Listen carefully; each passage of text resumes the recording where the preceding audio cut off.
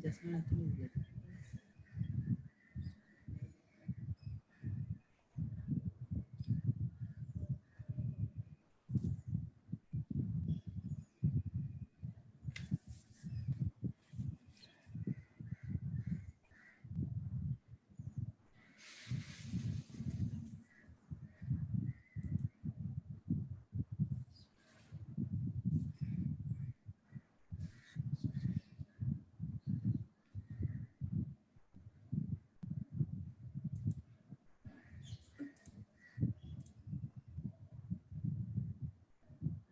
Somebody is talking.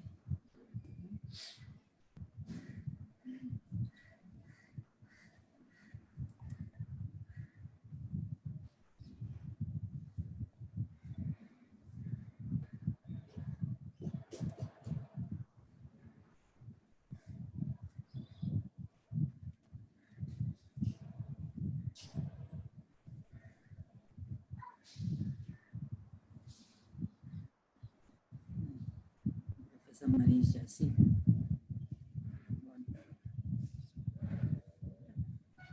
Professor Manisha had come to the screen.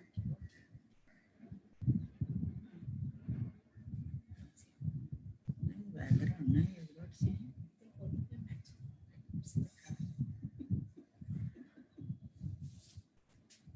No, you will not come because my video is off. Just now my video is off. Afterwards it will be on. No, I will. Nice background.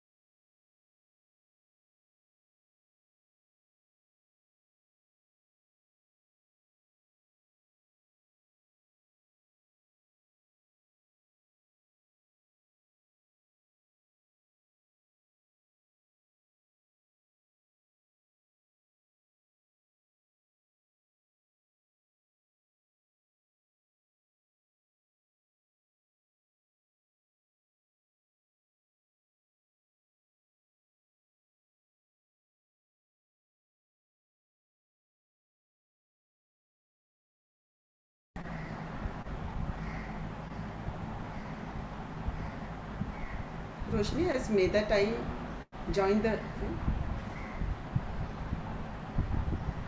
Unmute yourself, Roshni. Unmute. Sorry. Yeah, I had called her just now. She said, please don't call. We are trying to get connected. So she will get connected. That's what she told me. Okay.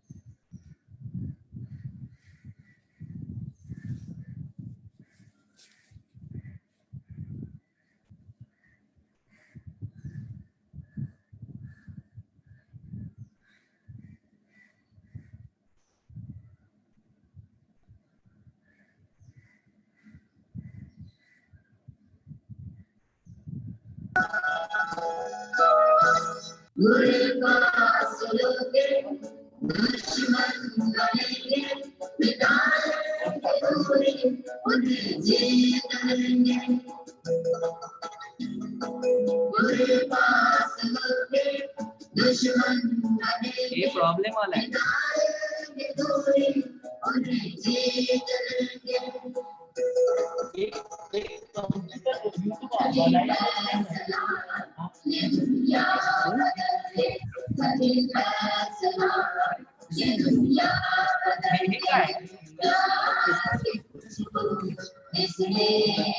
No, I have sent you Zoom link.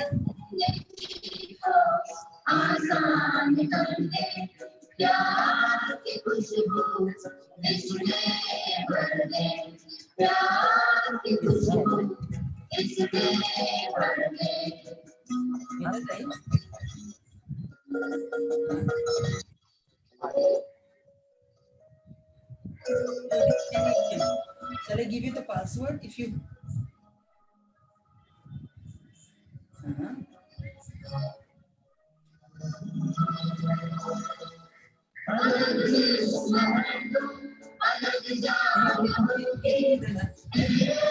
This one I sent you.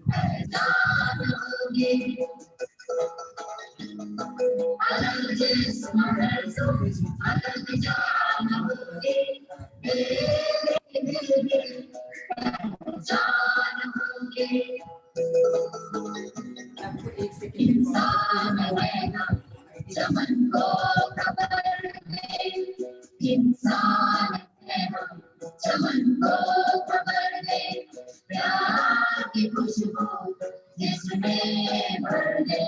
चलो जिंदगी को आसान कर दे प्यार की खुशबू इसमें भर दे प्यार की खुशबू इसमें भर दे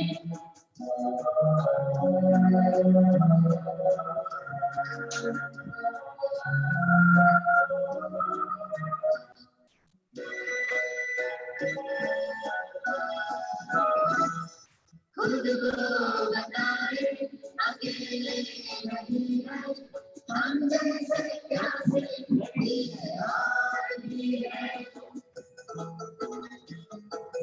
खुद को बताए अकेले नहीं है हम जैसे प्यासे भी है और भी है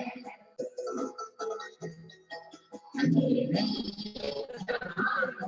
उजाले का घर है अंधेरे जहां को उजाले का घर है प्यार की खुशबू इसमें भर दे चलो जिंदगी को आसान कर दे प्यार की खुशबू इसमें भर दे चलो जिंदगी को आसान कर दे प्यार की खुशबू इसमें भर दे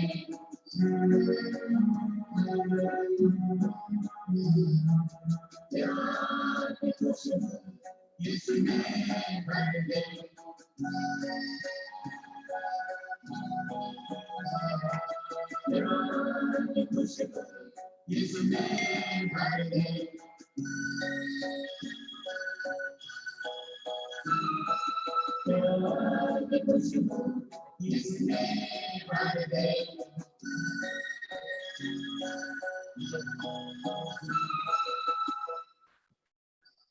YouTube ची link कुठे पाठवू? आपल्या टेक ग्रुप वर पाठवू?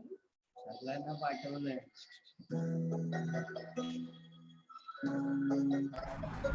Welcome, Medatai.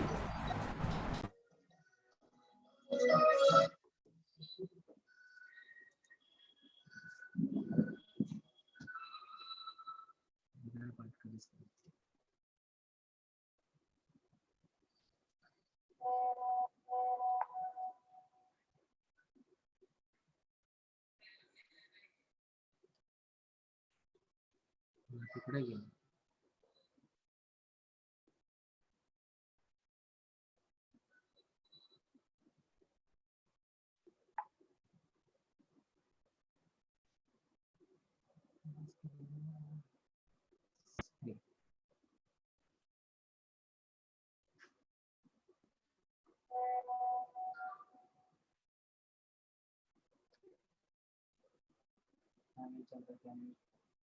रोशनी का फोन करो.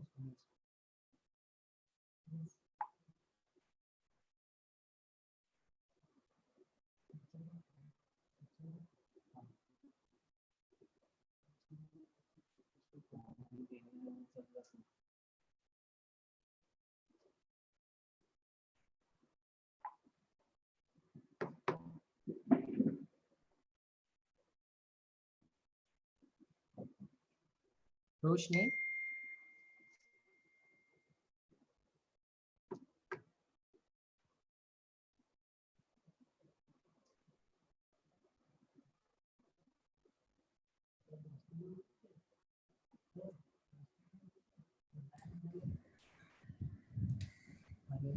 आहे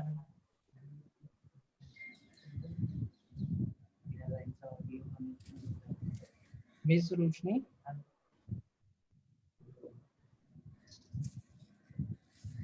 हॅलो स्टार्ट. येत आहेत 2 मिनिटात जॉईन होत आहेत.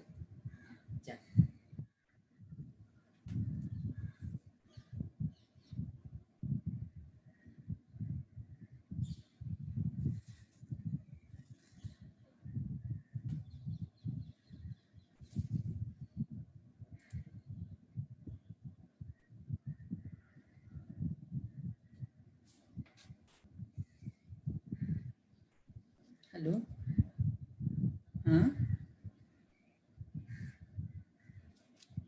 हां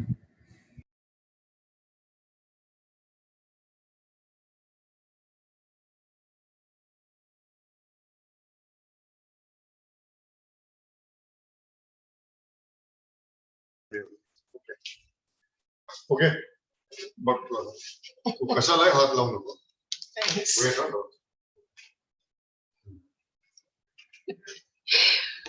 So finally. Thank you, Medatai, for coming. Thanks for what? Thanks to him who connected me. Thank you. Roshni, can we start?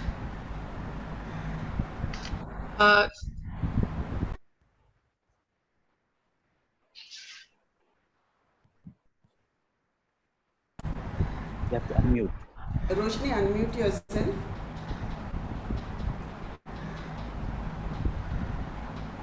For the first time, India is beginning to discover who their workforce is and learning what makes this country's everyday functioning. We have spent more than 3 decades demoralizing and informalizing this sector. The lockdown has given a face to the migrants who were otherwise ignored. Good morning, everyone. I'm Roshni Alfonso, Assistant Professor at the College of Social Work, Nirmala Niketan, an autonomous institute affiliated to the University of Mumbai. It is my pleasure to welcome you all to our second webinar titled Reverse Migration and Agrarian Economy. I welcome the viewers and participants for this webinar. I'm sure all our participants are familiar with our guest speaker. I warmly welcome our renowned panelist, social activist Medha Patkar, Zindabad Tai, Zindabad. and migration expert Professor Manish Jha from Tata Institute. Namaste, Sirji. I appreciate you joining us.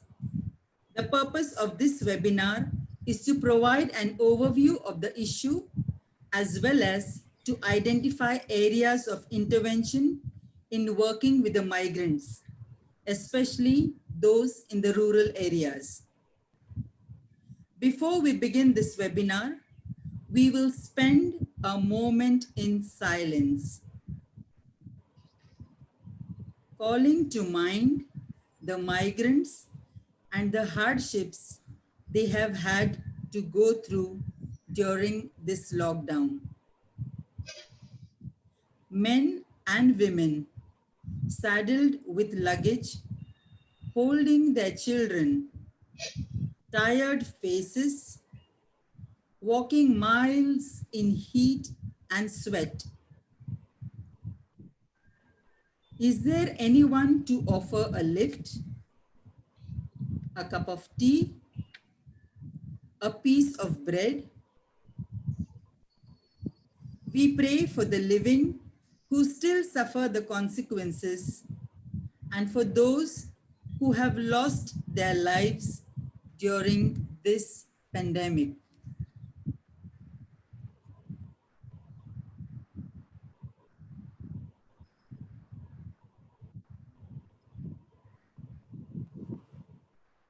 I now invite our principal, Dr. Lidwin Dias, to welcome all and give her opening remarks.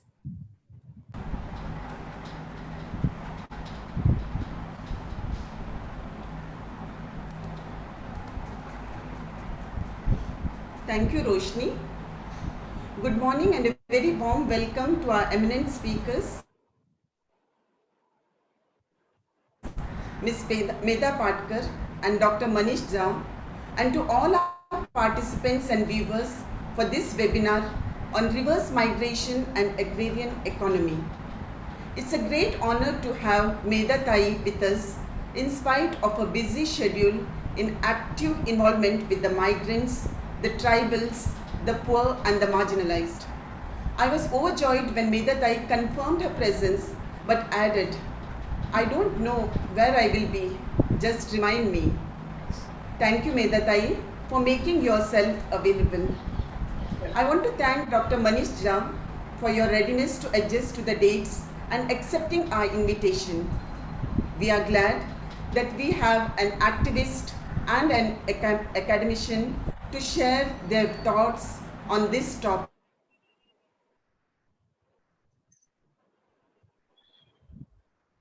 Mahesh? Mahesh? Shankar?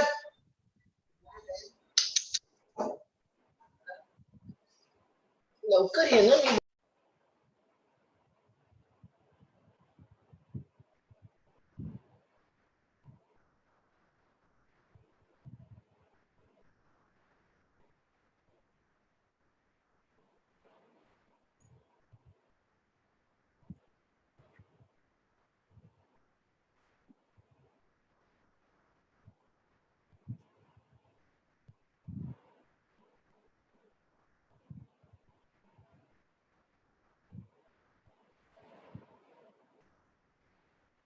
You have to unmute Dr. Dias. Thank you. I think I lost the connection. I'll repeat. They work without any lasting benefits and security. During this lockdown since March 2020, we have read and seen the plight of the migrant workers who are vulnerable and helpless, without a job, the financial insecurity, unable to pay rent and have daily meals. They had come to the city in search of job and make a livelihood. But due to this pandemic, the whole dream was shattered and they are left helpless with only one option to survive, that of returning back to the village where they can rely on their family and have a home to stay. But the challenge is how the rural sector can offer them a viable option to sustain the needs of their lives and families. The Indian agriculture for the last 2 decades or more is in a serious crisis with drought, floods and other disasters. Thus, to sustain itself in the post-coronavirus period, additional pressure on the rural areas would be the last straw. The process of recovery is going to be long drawn out and painful. The possibility of choosing jobs for advancement will not be in the hands both in rural as well as in the urban areas. They will be obliged to take up whatever may come their way. The contract-driven labor supply chains are going to take time to be reformed. Friends, the inputs by our eminent speakers on these issues and discussions by all of you will throw light on our further interventions to network with like-minded organizations and individuals to work with these migrants. I thank our organizing team, Ms. Roshni Alfonso and Mr. Samir Moite, for their coordination and responsibility. Special thanks to our technical team, Praveen, Sandesh, Darshan and Samir. We have received more than 1,200 registration. That shows the importance of this topic and this webinar. And that is the reason we are going on live on YouTube channel. Wishing you all the best for an insightful webinar. Thank you. Thank you, Dr. Lidwin, for setting the tone for this webinar. The panic created by the lockdown brought millions of people into a life of utter uncertainty, hundreds and thousands hitting the highways. The rural economy is under strain. Today, people are trying to return to livelihoods we extinguished in the past 30 years, says P. Sainath, founder of the People's Archives of Rural India. Rural life has been impacted with a plethora of questions: social exclusion, reverse migration, the possibility of finding a livelihood, farmers' issues, social protection of migrants, policy frameworks for migrants, scarcity of water in rural areas, depriving people to wash hands several times as indicated during Corona times, non-acceptance in their hometowns are some of the issues we are grappling with and searching for solutions best fitting to alter the situation. In the milieu of COVID and social work practice, the context is intimidating, confusing, and a new normal to live in. How would one define this? Do we need to consider migrants as a special category for social work practice? Is reverse migration a temporary or permanent phenomenon? We have two experts here, and they are going to tell us the what and how of the migrants as well as farmers. This webinar brings together perspectives from the academic field as well as from the grassroots. In a discussion of the elements of rural society, speakers will share what they have learned from research and their experiences and insights from the grassroots.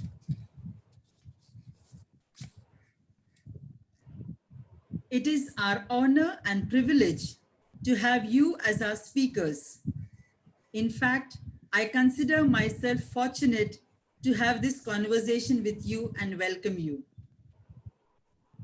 Medha Tai, as we know her, is a renowned social activist, a woman on fire.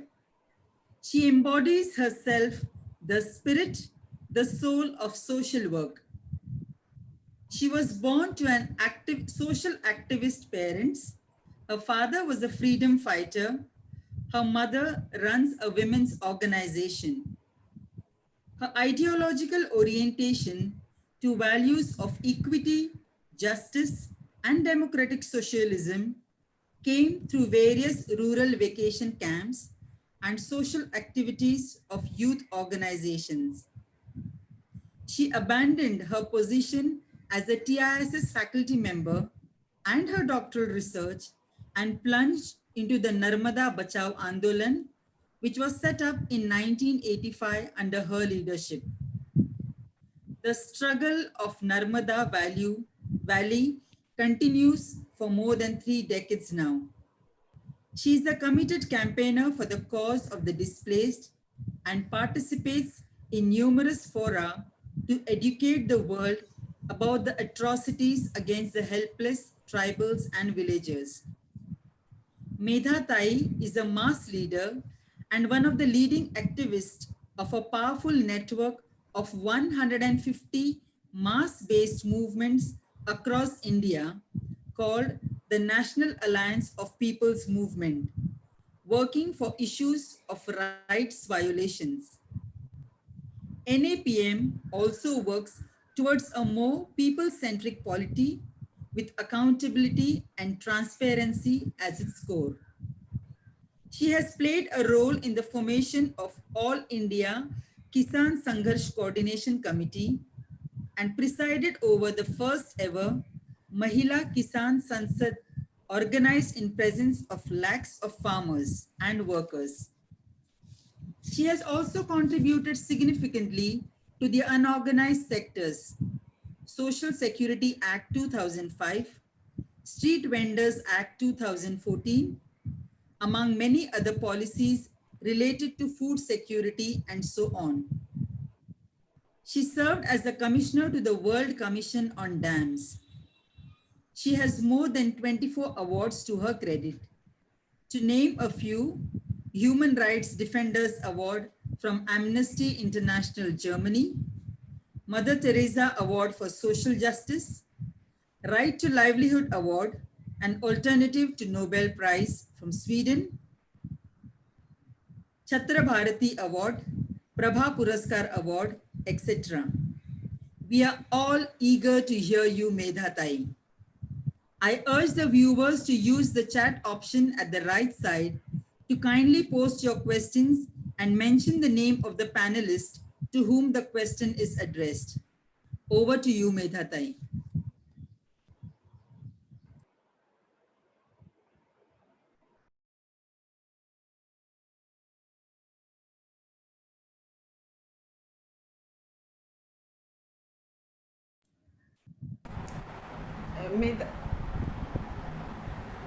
Medha, you have to unmute yourself.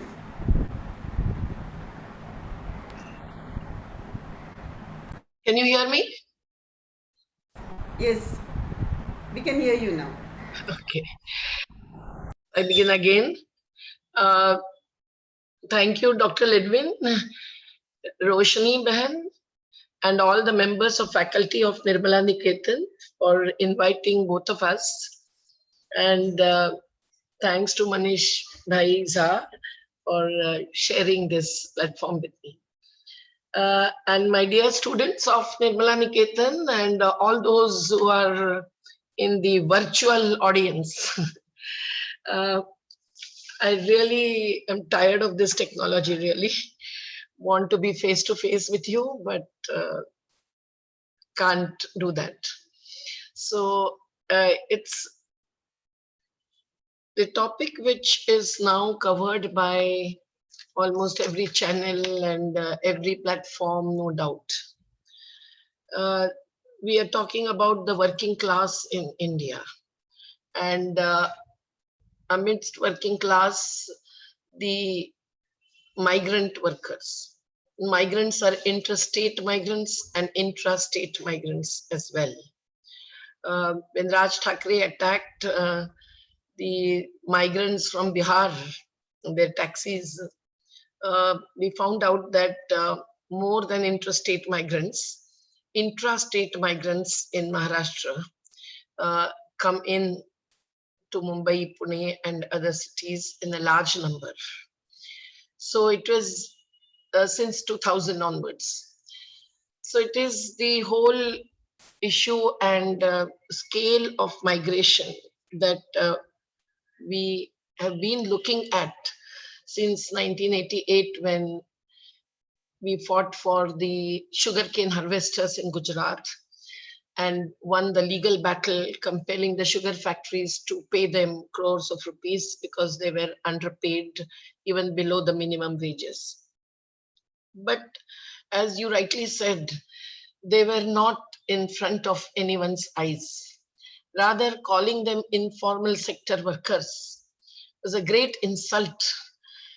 And with that, the whole society and the state really presumed and claimed that they are informal, that is, they are peripheralized and marginalized.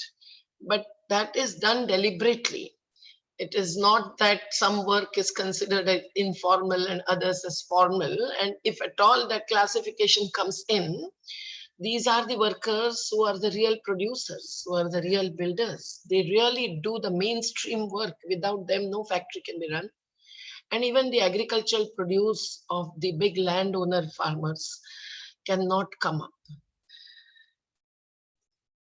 And yet, when they started leaving their premises, work sites, and came on the streets, they were no doubt fed on the streets when it was realized, seeing on some courageous media channels. But as you rightly asked the question, did anyone give them a lift? No. Even the state did not open up the railway channel, and the state transport buses were made available much later, end of the first week or beginning of the second week of May. And by then, lakhs of them had walked barefooted, some of them with their children and aged. And it was really a moving, not just a scene, but the fact which we had to take into consideration. I remember when the first month I had to concentrate on the Adivasis who were not in the cities. They were in the rural areas of Gujarat, going from the Nandurbar and Alirajpur districts of Maharashtra and Madhya Pradesh. They were the ones who were not even permitted to leave initially because the farmers were afraid they would not come back. But then as the pandemic went on and the lockdown was imposed beyond the first phase, the farmers wanted them to leave. They did not want them to feed. This really brings out the power relations within the sector of agriculture, which is under focus today. And it is also clear that the owner farmers and the cultivators are really in different categories facing inequity within the sector. And we also came to know when we talked to every farmer and every state official in every tehsil of Surendranagar, Ahmedabad and other districts, that they were absolutely not concerned about their return journey, and they were not willing to feed them or shelter them fully. They were under the babal tree with their children and women. And we also happened to come across a farmer who said to them that if you don't leave today, I would put some poison in this well and you will drink that water and die on my field itself. Imagine what would have been our status of mind when we were online only, but trying to get them back. And they returned back without any free travel arrangement, paying whatever little they had saved in spite of spending on the food during lockdown. It was very clear that the state, the central government especially, imposed this lockdown without understanding anything about this situation of dispersed workforce of India. I happened to hear one speech of Imran Khan, and many would really be shocked, but that disappeared later. But in that, such sensitivity was expressed about the dispersed workforce, which he concluded into a decision that he would not impose immediately any lockdown in Pakistan. And some other countries also took this position, but not India. With 135 crores of our population, we really felt helpless, and the lockdown was imposed. Whether it was a biowar or a bioweapons used, or a Bill Gates sponsored Wuhan laboratory really played some critical role, uh, leave that out. But it is very clear that these migrant workmen and women have brought out the fact that when we have almost 95% of our working class kept unsecured, they are not unorganized. They are organized in different sections and categories, but called unorganized. Again, a second set of insult. But unsecure in the sense that they do not even get pension and provident fund, which the so-called organized class gets. Now, why has this migration become inevitable? It is displacement in another sense. It is temporary displacement, one can say, till that worker becomes a permanent settler in some other place, whether intrastate or interstate. But it is displacement, even if temporary, that leads to uprootment, that leads to deprivation and even destitution. And the whole cycle of the contractors coming in with some kind of advance payment, which is a bribe, and then they become the bonded laborers in a way, and that bonded force is then brought over with such an attitude and approach that many workers, thousands of them whom we met while we were putting them inside the trucks, while we were fasting on the highway on the Maharashtra and Madhya Pradesh border, that they did not even have the name of the contractor, who are called Babuji or Babaji or someone, and also the name of their employer.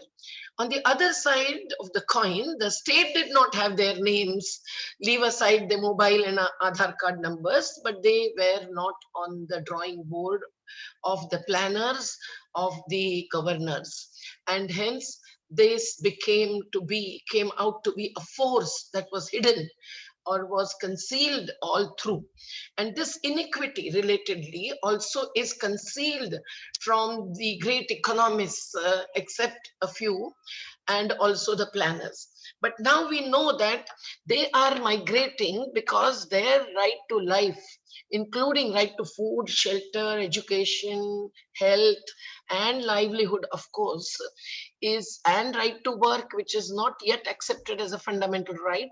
But without that, no one can earn and no one can survive. So that is also something that is encroached upon, impinged upon, and that is why they have to come out for their survival. Now, it is also the change in the economy, which is becoming a cash-based and market-based economy, that is bringing them out of their natural resource matrix, whether it is land, water, forest, minerals underneath, and the groundwater too. Because they do not have any say in the development planning, while the Constitution says in its Article 243, which was incorporated little later, much later rather, in 1992-93, when Rajiv Gandhi ji was the Prime Minister, that the community-based planning and bottom-up planning is a must, and each unit of a community should be the unit of primacy, And the planning should be for the development, with the development paradigm based on the local resources, but also people's power. Now, without this happening, everything inside that resource matrix becomes a kacha mal, and that capital really goes out without calling it a capital. If that goes out and then gets in as a pakka mal, isn't this a new colonization as it was during the British days? And that really helps the marketeers, helps the intermediaries, helps the corporates. I will come to that. But overall, you know, underestimation of the real value of these natural resources, and not permitting or not giving primacy to the harnessing industries in that agro or natural resource based and human resource based economy, I would say, uh, is something that is leading to inequity, that is leading to uh, no guarantee of fundamental rights, and leading to also, on one hand, the export import economy, and on the other hand, the injustice faced by the migrant workers. So all of this really is requiring a kind of a framework which would be an alternative framework, not only for development planning, but also to get justice to these workers as long as this cycle continues. We know that those lakhs of them who walked away from us, we stopped them, of course, and tried to put them in some vehicle or other. But there was such a social distancing, which was not of 3 feet or 6 feet, but based on caste and communalism on one hand, but now also the coronarism on the other, that the vehicle owners were not accepting them, even though the person was sick, he had a child or a pregnant woman or a sick father with him or her. So this kind of distancing between the two classes in the country, with cumulative inequality that comes with caste and religious discriminations, and also gender discrimination, is something that leads to migration, the displacement of one kind or another. And yet, I would say that this is also because there is no rule of law as far as the migrant workers are concerned. Not that there are no laws, there are laws. The 1979 Interstate Migrant Workmen's Act, which we used for the sugarcane harvesters as much back as in 1988, we know has so many provisions. First and the foremost, no interstate migrant can be employed by any employer without registering himself. And that registration is in the state where the establishment that employs them lies. It is unfortunate that during the last 3 months, when we approached the labor officials at the highest level, they were misinterpreting the law, and now we have to therefore check it with the ministers.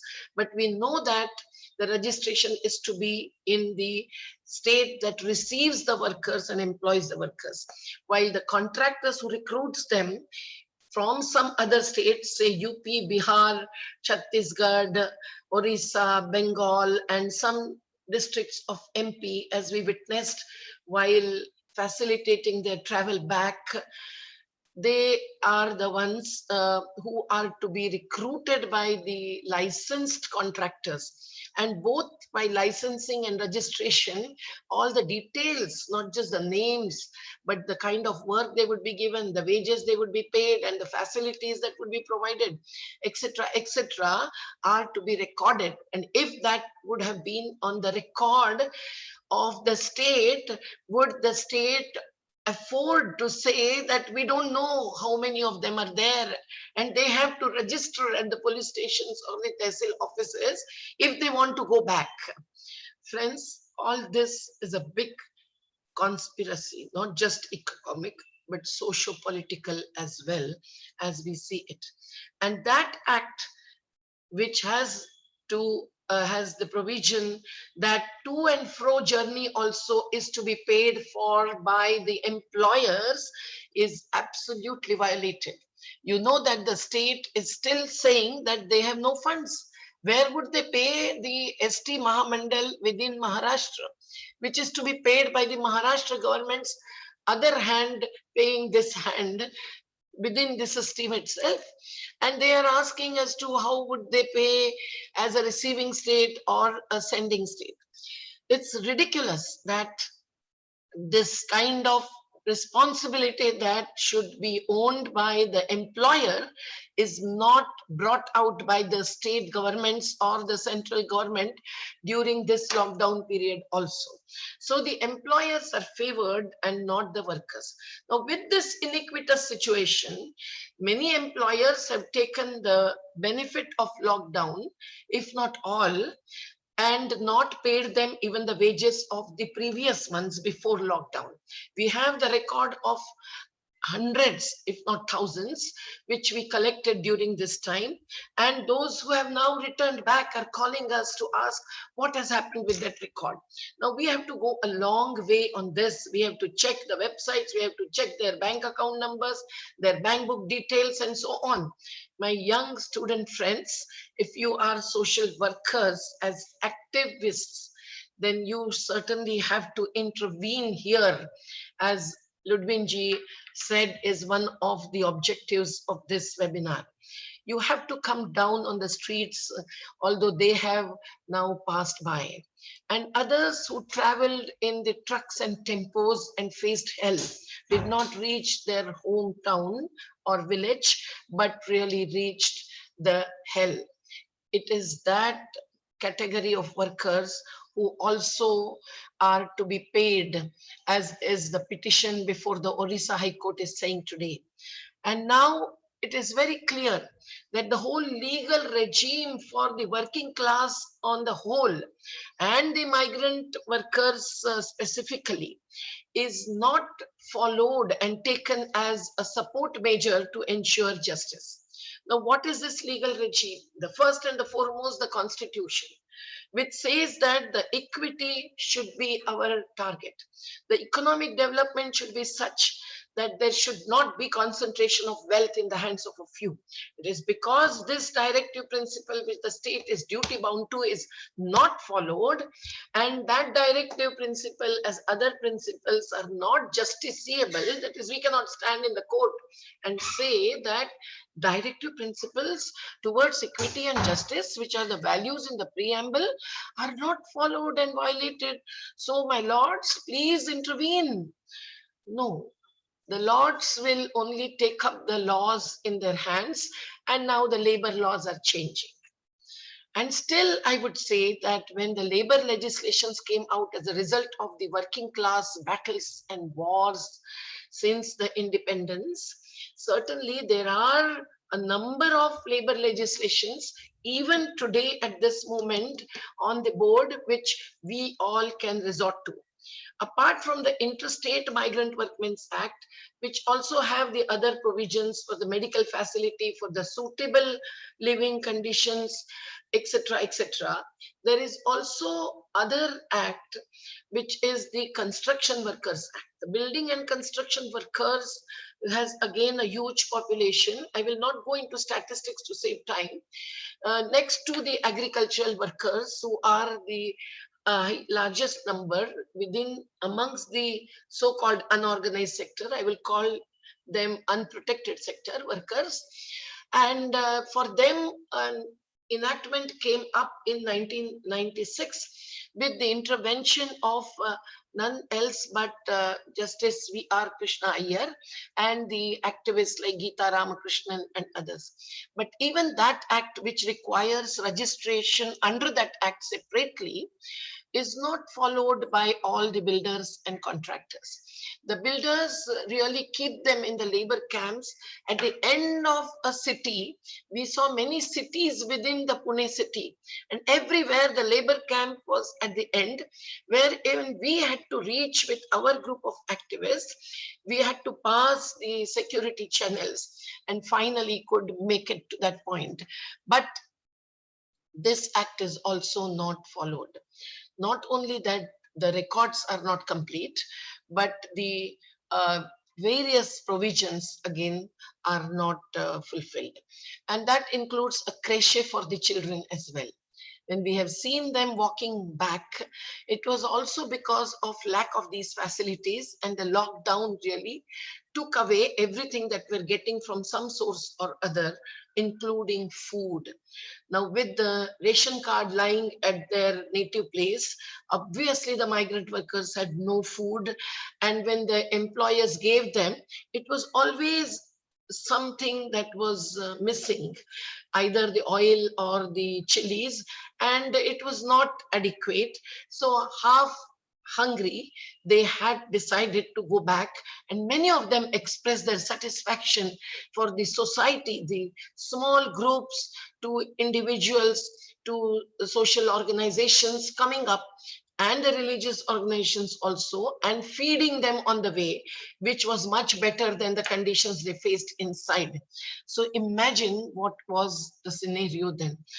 I would say that when these people have uh, not followed, the employers and the contractors, the state has not taken any pains to implement these laws. I would also add to that another act which we were sitting to draft in 2008 after the Nandigram battle, when we formed an alliance on the land acquisition to hawkers to unorganized sector issues. And we were at the Jantar Mantar for 2 full months, days and nights. And there was dialogue taking place, and this act came up as a draft and finalized, ultimately with some organizations co-opted by the government, and some part kept missing. And that was the part of the rules and regulations and the structural inputs that would ensure implementation.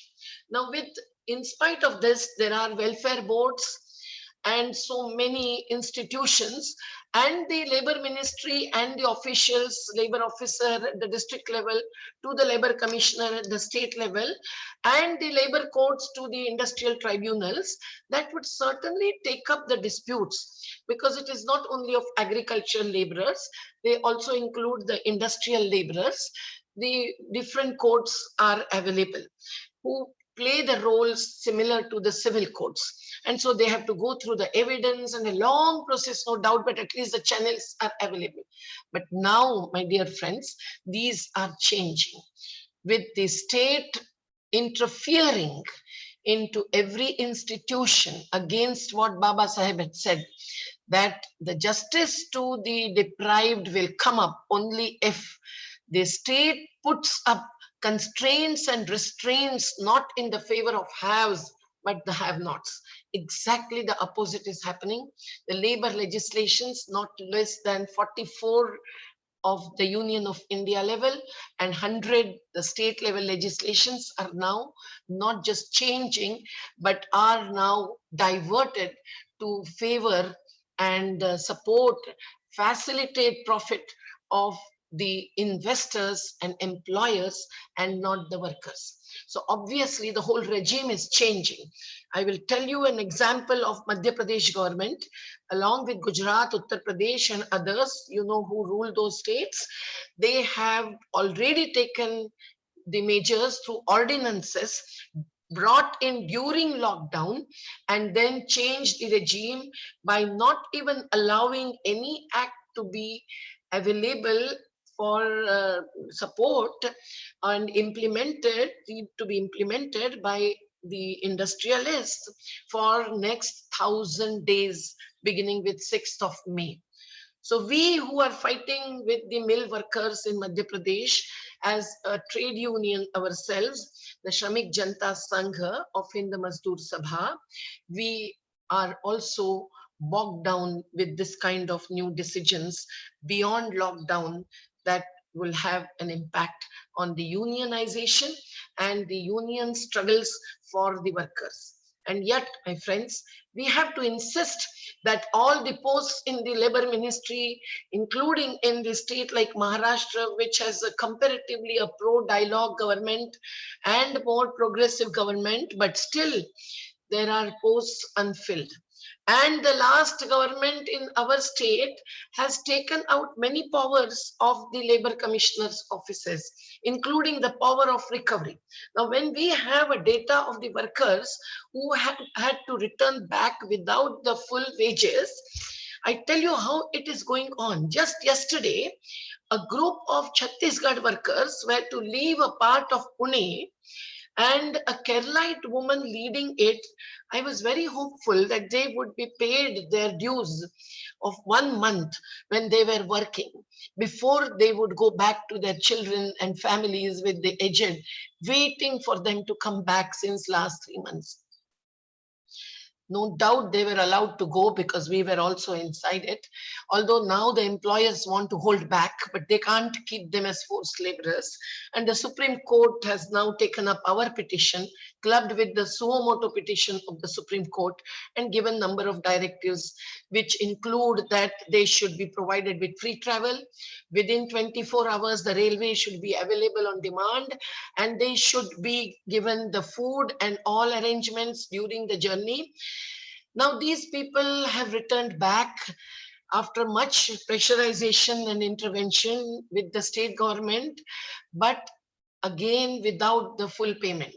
And they were made to sign a typed sheet yesterday in that company where it was written that we are paid the full amount, and होश हवाश में लिख के दे रहे हैं कि अभी हमारा कोई बैलेंस बाकी नहीं. नीचे पेन से लिखा गया है कि हमारा पैसा दूसरे जगन्नाथ जी को दिया जाए. So these kinds of cheating arrangements on one hand and the conditions that they were staying on the other has certainly led them to leave.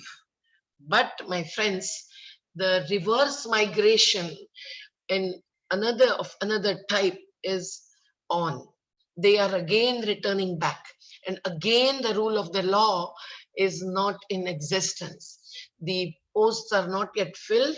And although there are some orders taken up by the Shrama Mantralaya or the Labor Commissioner's office, the implementation is likely not to be there because they have no force, they have no approach, and they have no power now to do the physical inspection of any site where they would otherwise go and see whether workers are inside and what are the conditions. It's only online that is permitted by since the former government of Maharashtra. So in Tamil Nadu, there is no doubt that the most atrocious way the employers treated the girls from Orissa and Adivasis from Jharkhand, whom our activists had to take out with great force and power. It is this situation that is again questioning the agricultural economy, which most of these workers have been a part of in their native places. Now, what is happening to the agricultural economy, and why am I saying that these two things are linked? Because in our country, 50 to 60% of our population is still dependent on agriculture. It is the agri, not agri-business. It is the agricultural, horticultural, natural resources and a culture of living with those resources, whether it is the forest and forest lands or the riverine riverbed lands or the best of the plain lands. Different categories of farmers, the Dalit farmers, Adivasi farmers, women farmers, all of them are occupying this large part of our economy. And that number, of course, includes those who are dependent on the trade directly related to agriculture.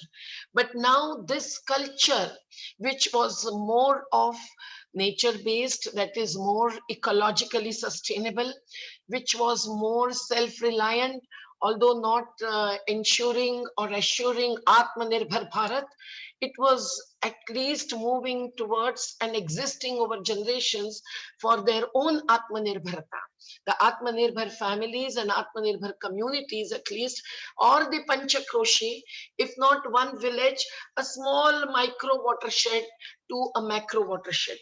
And in spite of the administrative units not allowing the ecological units to be taken at primacy while planning, there was some balance between the administrative units of village communities or the urban communities and the ecological resource matrix in the larger sense of the term, because you would say that the urban communities do not have ecological or natural resources at all. No, I'm talking about the natural resources inclusive of human resources.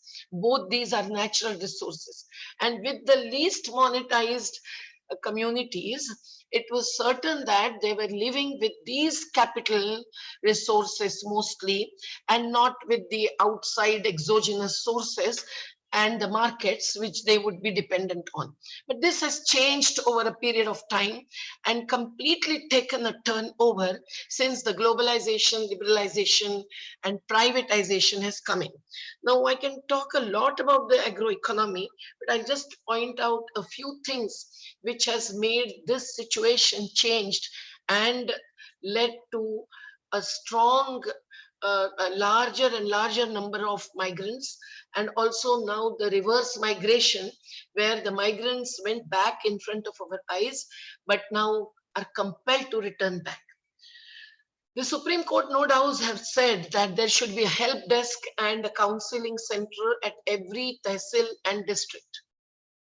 It has also said that the state should come out with the employment opportunities and declare all the schemes that these migrant workers would become beneficiaries of. And that should be well publicized, and the migrant workers who have returned back should be informed well in advance of those schemes and provided the benefits, and also provided the guidance on the employment opportunities. But my dear friends, where are those opportunities? Are the opportunities in those rural communities growing? Are the opportunities in the tribal communities growing? No. In spite of the fact that the value of the wood in forest, or even the minor forest produce, including the jadi booties, is much, much higher in the marketplace, it has no value when it is in the hands of the people. The minerals are the best example. When the minerals are underneath the land of the Hazaribagh Adivasis, they are not owners. Supreme Court has said in one of its judgments that the minerals ownership should lie with those who live on the land surface communities. But that is not followed. Rather, the blocks of coal are opened up, 41 at present, and the number is to grow up to 200. And that includes taking over not just the land, but also the forest. Where would the forest dwellers of Jharkhand, Chhattisgarh, Maharashtra, Chandrapur, and Gadchiroli districts would go? They would, of course, start leaving the communities if they do not become even the daily wage earners, fully exploited and facing the risk of deaths inside the mines, and come to the cities or the big landlords' farmlands. Friends, therefore, we see that this kind of development, which is at the cost of the communities that have been living since generations, is of course compel them to pay the cost of their habitats, the cost of their sources of livelihood, and the cost of their self-reliance, and the socio-cultural environs as well. And hence the riverine communities, the fish workers, the cattle grazers, the Adivasis living on the forest produce matched with the agricultural produce, if they are settled communities, they all are now hanging and have become migrants, where the children cannot even get the education in the present privatized educational sector, not even get the medical facilities, when there is no primary health centers in many places, and if they are, those are dead. In such situations, they feel they have to come out for this basic need fulfillment, which can surely take place within their smallest unit or a slightly larger unit. At least the district planning could have taken place, which was tried once successfully in Kerala. And now it is the Kerala government that is, again, thanks to them, is engaging itself with others, all of us, it is open to, in a dialogue, a global dialogue on development.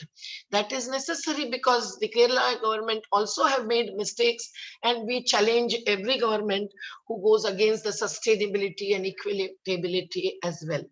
So when this kind of development is really ruling out the possibility of self-reliant development planning, much more has happened, and that also during the lockdown period itself. While the agriculturists, the farmers, part of our largest All India Farmers Struggle Alliance or the other alliances, have been demanding that they are indebted because the society and the state is not realizing what debt they owe due to the contribution of the overall unprotected sector workers, who I said are building the high-rise buildings, highways, flyovers, giving all services, making the industrial products come out of the factories. And also the agroeconomy has this kind of contribution mainly, but the agriculturists are not given the freedom from debt, which has been the demand. While 8 big corporates, who are also criminal corporates, proved that way, are given the concession for paying back 68,000 crores of the loans, which have also led to the non-performing assets, which is a big issue today in the economy. It is also true that it is announced time and again that now the value of the agricultural produce is going to go up. Now, because the value is low, agriculture is a ghate ka sauda. And because it is a losing enterprise, the youngsters, first and foremost, cannot survive on a small piece of agriculture.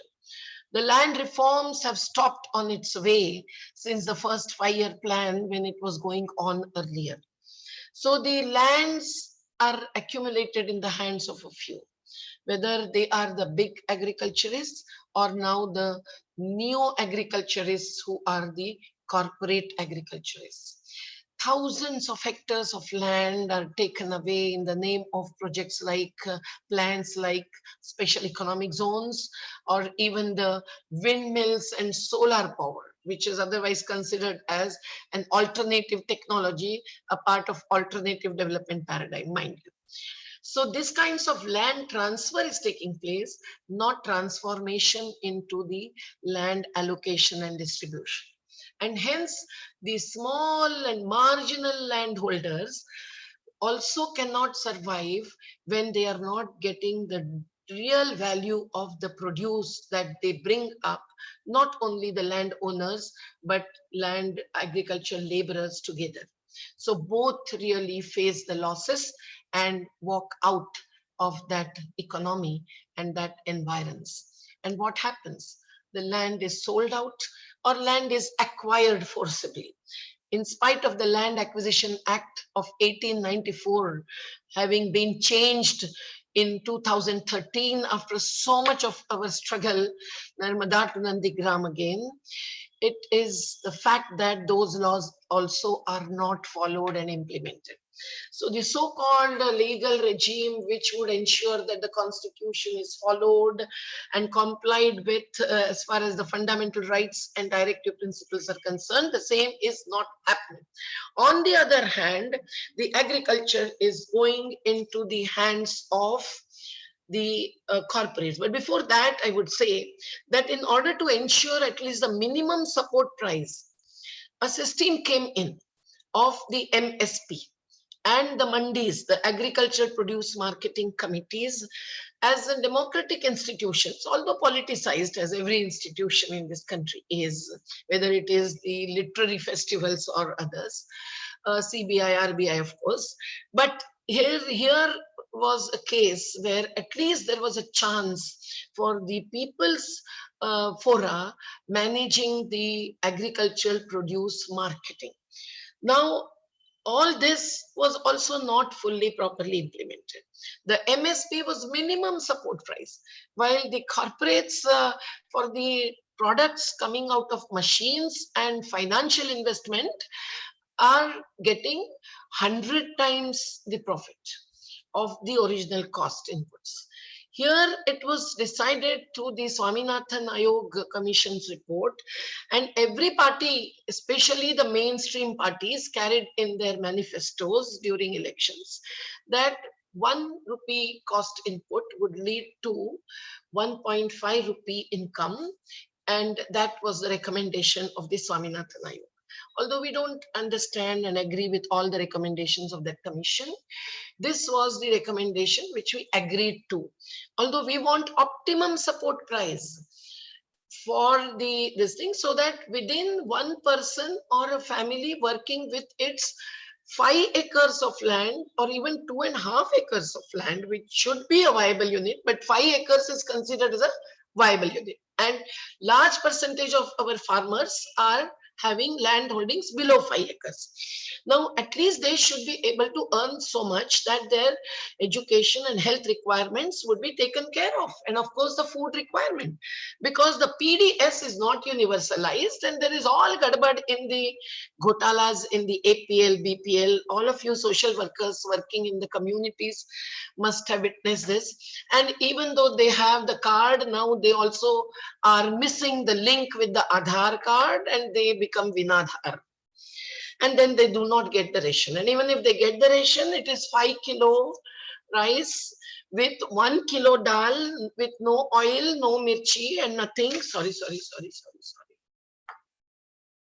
Mahesh, Mahesh, Mahesh.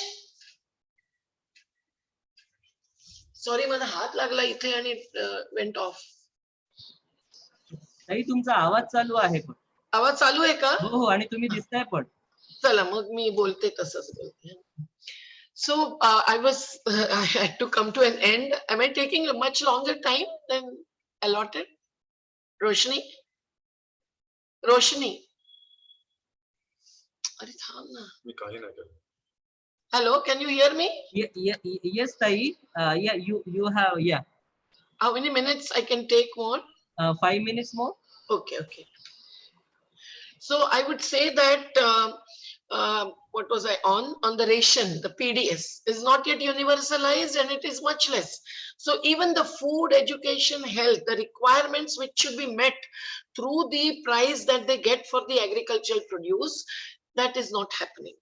And hence they have to come out in the search of everything, not just the cancer hospitals when someone faces such critical ailment, but also for the school of the children, come out to the district and then go on and on and on.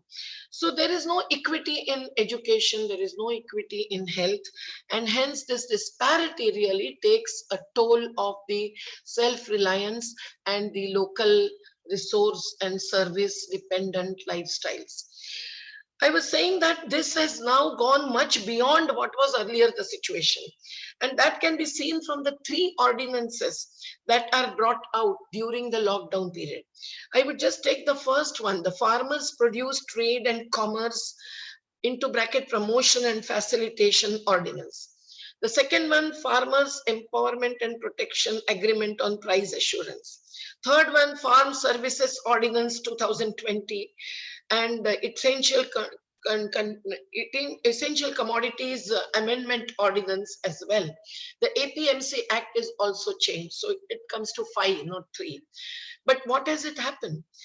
These ordinances, first of all, were brought in without any democratic process. Ordinance means that it is the not rule of law, but rule of the dictators. There was no parliamentary session, and there was no discussion with the farmers' organizations. Rather, you would be shocked to know that the traders' organizations were brought into dialogue before these ordinances were passed. And these ordinances, without going into the details, I would say, would benefit the corporates more than the farmers themselves. The FICCI and CII, the fora of the industrialists, especially the big industrialists, not the MSME kind, they have also welcomed the contract farming, which first of all, in the first phase, gives some benefit, and the farmers also get attracted. But we have experienced in Gujarat, in Punjab, in many states where they are ultimately cheated, because the contract is not with the level playing field. The contract is between the iniquitous sections of population, and hence they are cheated. The consumer courts do not play the required role with respect to the BT cotton or the BT brinjal, and it is always seen that even the Ganna Kisan, the sugarcane harvesters, which is considered as more or less big farmers, also get cheated. The Yogi Adityanath ji declared that with 35,000 crores worth sugarcane having purchased, 1 lakh crore rupees are going to be paid to the Ganna Kisan. Friends, this has not happened. Here a video from V.M. Singh ji, and you will come to know that even the Sarkari mills have not paid them their due worth 3,124 crores, but rather paid only 80 crores. So these are the examples of how the farmers get cheated when they come into contact with the marketeers, and whatever little intervention is required by the state agencies, that is not happening. The state actors who claim that they are for good governance, what do they mean by good governance? They are more globalized than localized. They are more privatized and corporatized than democratized. And then they also are partners in many firms, in many private sector activities. So how can you expect sawan aag lagaye, use kaun bujhaye, is the situation. In this situation, we have to really turn the economy towards a very different kind of uh, development paradigm. First of all, I will just make the points and withdraw. The first and the foremost, we cannot accept that our farmers are ready for the privatized mandis. The APMCs are going to go into the hands of the corporate, the e-governance and so on. We cannot say that our farmers are ready for a very profitable to them kind of contract farming. We cannot say that the present kind of fertilizer, pesticide based agriculture, which is also coming up more and more because of the market intervention. Although some of our farmers have taken a good path and changed over to the Jaivik, the organic or natural farming as well. And they are earning money through the alternative small markets. But that's not enough. Unless the state takes a position in favor of promoting the Jaivik Kheti, which comes in between into the Man Ki Baat of our leaders, but that's not really promoted. What is promoted is the GM foods and the corporate and contract farming. That needs to be changed. We need the full-fledged, once at least, a full freedom from debt. And here farmers organizations together have come out with 2 bills. Our bills define farmer as inclusive of agriculture laborer, the Pashupalak, the cattle grazers, the dairy workers, the fish workers, and also the Adivasis living on the forest produce. So all those who live with nature. And this is the category that also saves nature. On one hand, the climate change is taking place and whole of agriculture may be on fire. But on the other hand, the coal blocks are opened up and the agriculture is also changed towards more and more of water intensive and energy intensive technologies. This needs to be turned back. And this is not going back to 18th century. This is going forward to 24th century, when otherwise the food security also will be lost, not only by the migrant workers or the working classes, but even the intellectuals and the parasitic, the existing communities like we all also, who are fed by the farmers and agriculture. But the import-export economy is again fooling the people. It is the international market which ups and downs are taken as a basis for the changes in the prices here. But now we see petrol, diesel prices. The change in the prices is also going to affect the farmers who have lost much in the lockdown period. And that is in spite of the fact that international markets prices are down. So they are fooling us. The international market includes the World Bank, ADB, all multilateral and bilateral money lending agencies. 35,000 to 40,000 crores are taken in the name of the corona affected from these agencies, the international financial institutions, during lockdown with 9 agreements. Are these going to benefit the corona affected farmers? The farmers could not reach out with their produce to the mandis in spite of some orders passed by the Ministry of Home Affairs and then the state level ministries as well. We witnessed it in the Madhya Pradesh and Maharashtra, where the kela, the bananas, were taken by the intermediaries at a price of 2 rupees per kg. And the same time, the banana was sold in the Mumbai market at the price of 80 rupees to 60 rupees per dozen. Many farmers opened up their sabji badis, their fruit gardens, and they said that let the poor take it over and take it as much as they want. And we really used that material, that thing in the relief work. But merely relief will not suffice. We have to go in for rehabilitation of these displaced workers. Although they are at their native places for some days, more and more would come out when they would not be able to repay back their loans. And this e-governance or the corporatization is going to put the farmers and the farm laborers and the farm-based small trade and industries into further crackdown after the lockdown. So my friends, we have to really change our employment paradigm as well. Only to look at the jobs can be possible if everyone in the farmer's family and the agro economy is really getting the equal and good quality education. That is the verdict of the Allahabad High Court. But are the children of the officers and even the academicians going into the government schools? No.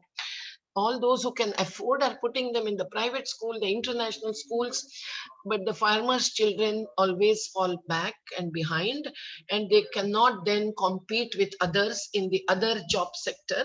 So it is necessary that the first primacy should be given to the harnessing industry, the food harnessing industry within the community or within the district at least. And as close as possible, if they get their due income and due services, and this is what is indicated through the directives of the Supreme Court. But there are no schemes and no plans ready with any of the state governments and not with the central government, as of course. They give some budget allocation to MSME and so on, and they give loans to the farmers, which make them more indebted and lead to committing suicides or starvation deaths. Now, this is likely to increase beyond what is already been happening. 10 farmers per day has been the number within few districts of Maharashtra in Vidarbha and Marathwada. So it is very necessary to understand that we have to really have labor intensive technologies. Even water conservation and power generation should be based on the alternative technologies, which can be managed by the local agroeconomic communities, and that can be used by themselves for the small industries or income generation activities. So much for now.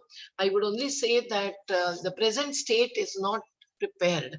Are we prepared for this change in paradigm so that uh, we can aim at stopping this migrant economy, which is a desperate economy, which is a bonded economy, which is also a deprived economy faced by a large percentage of our working class. And within that, the Dalits, women, landless face the most. So preparing ourselves means intervention to get the laws existing till date at least implemented, intervention into change in the policies and strengthening the laws, not weakening the laws, opposing weakening of laws, intervening to get the migrant workers organized, although it is not so easy, difficult, but not impossible, and to really get into the alliance building processes of the different organizations working with different sectors of working class, and within that organize the farmers and the natural resource based working class especially to get their dues, not just freedom from debt, but such dues and values for their produce, which is based on the natural resource and human resource capital inputs, that they would be self-reliant on one hand and they would not be indebted. In order that this happens, a long way to go, my friends. I stop here and allow you to also change our own lifestyles, where we would really give justice to the products that come from the nature and through the alternative technologies, so that the market for them will be available and we would be the consumers who would always remain obliged to and committed to fighting with them, and not only look out for our own careers and our own profits and our own comforts. Thank you very much.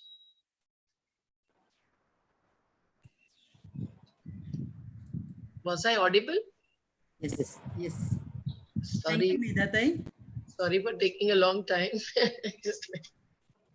It's joy listening to you. Thank Because you put Medatai, together two aspects, you know, two themes. So it was difficult to cover both. You have raised several pertinent questions and even challenged us to come out of our cozy environment and to reach out to the migrants on streets. Now we have Professor Manish Jha. Professor Manish Jha is an expert on the issue of migration and has been in an academic career spanning over 2 decades. Professor Jha has worked as a faculty in the Department of Social Work, University of Delhi from 1999 to 2003, and at present, he is teaching at the Tata Institute of Social Sciences. Professor Jha has served in various capacities as Dean, School of Social Work, and Chairperson, Center for Community Organization and Development Practice.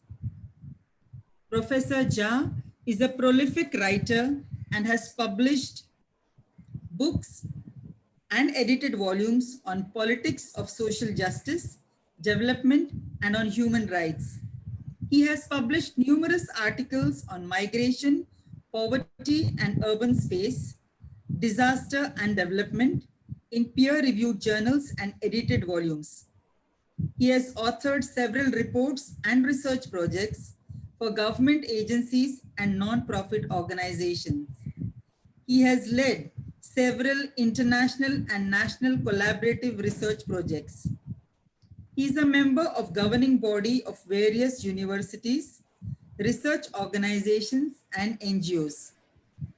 He has extensive engagement with post-disaster relief and rehabilitation intervention.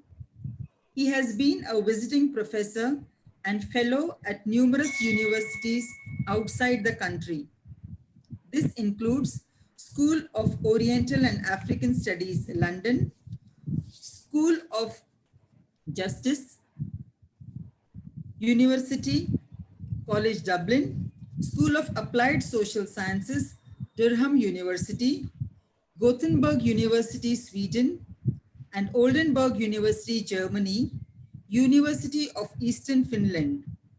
I welcome you, sir, and request you to kindly give us your perspective on this topic. Thank you. Thank you, Rosni. Am I audible? Yeah. I would like to thank Nirmala Niketan College of Social Work and more specifically to colleagues Rosni, Samir, and Professor Lidwin Das to give me this opportunity to share my thoughts on something which I have been engaging myself over a decade and which has become a huge spectacle in front of all of us for last few months.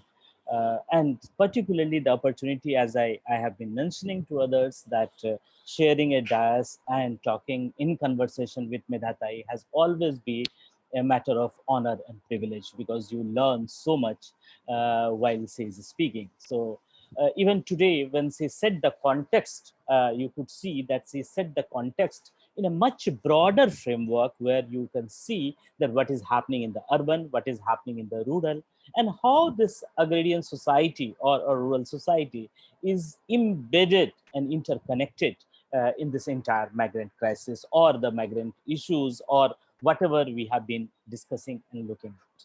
So I would try to concentrate more specifically on the states, probably which has been on the spotlight, in the sense that the states who are supposed to be the providers of the migrant population. Whereas Medata has said, and we all know that there's a large number of intra-state migrant, but I would focus a little bit more on interstate migrant, because this spectacle which we saw in terms of walking training is also trying to tell us something about how new borders are being created, and new borders of one district from another district, borders from one state to another state, and how migrant, which in a global paradigm looks at, if you talk to migrant issue in the international context, most of the time people feel that it is an immigrant outside the nation state borders. And within country context, when we talk about the migrant, how the fences were made in the post-COVID-19 situation, where one state is saying that whether and when a migrant can travel and not travel. So it's also making a new kind of border in front of us. And I will come more specifically that what is the situation of rural economy, what has been the situation of rural economy. But before that, 2 points that this spectacle of this large number of migrants coming on the road and making people feel from individual to collective sense, getting them a collective sense of the numbers, the extent, and their plight is something which was extremely disturbing. And because of that, it caught attention of people. But have we thought that why have they become made legible or visible? One thing is the number, one thing is the desperation, one thing is the number of their accident, one is the thing of they are being sprayed by disinfectant by forcing them to squat, one thing that they are being ran over by the train. These are the spectacles which we have seen, and that made their body and their collectivity visible in front of all of us. But apart from that, in the middle class discourse and in other discourse, another thing which made them legible and visible is that are they the career of virus? Are they the career of spreading the disease? And this is something which was subterranean. It was something which people not necessarily said in so many words, but this movement also created a particular kind of panic which we need to look. Now, coming specifically to this migrant in the reverse, agrarian economy in the reverse migrant. I myself have been using this word reverse migration, but I would like to ponder upon this, that we need to relook at this word reverse migration. And there's a problem in this word, and we need to problematize this. That if you look at historically migration, though I completely agree with Medatai that there is an element of displacement either structural processes which makes the society so inequitable that you are forced to displace, or there are other drought situation, flood situation, or other governmental positions because of which you are being displaced. But remember one thing, whatever be the desperation or until unless you are being evicted, migration has also an element of purpose. Purpose in the sense you want to exit because of the caste oppression, you want to exit the villages because of the lack of livelihood opportunity, you want to exit the villages to explore something in the other part. So there is an element of purpose. Do we think that this purpose is can be invoked in the language of reverse migration? To me, it is disparate pushed back, forcing them back. It is not a purpose involved in it. It is that there is not nowhere else, but you have to get back. So it is, when we say reverse, we have to look at that when someone or something reverses a decision, policy, or trend in an opposite direction, then it is a reverse migration. Probably we have to look at it this term more carefully and its uses, that are they really doing a reverse migration, or are they being forced temporarily back to villages, and again when so-called normalcy in the governmental term or the societal term returns, or even if it does not return, they will be again pushed back from village to the city. So that is something which we have to keep it in mind. Now, coming specifically to the idea of what is happening to agrarian economy. The moment we engage with the idea of agrarian economy, it is important to look at what is this agrarian question we are talking about.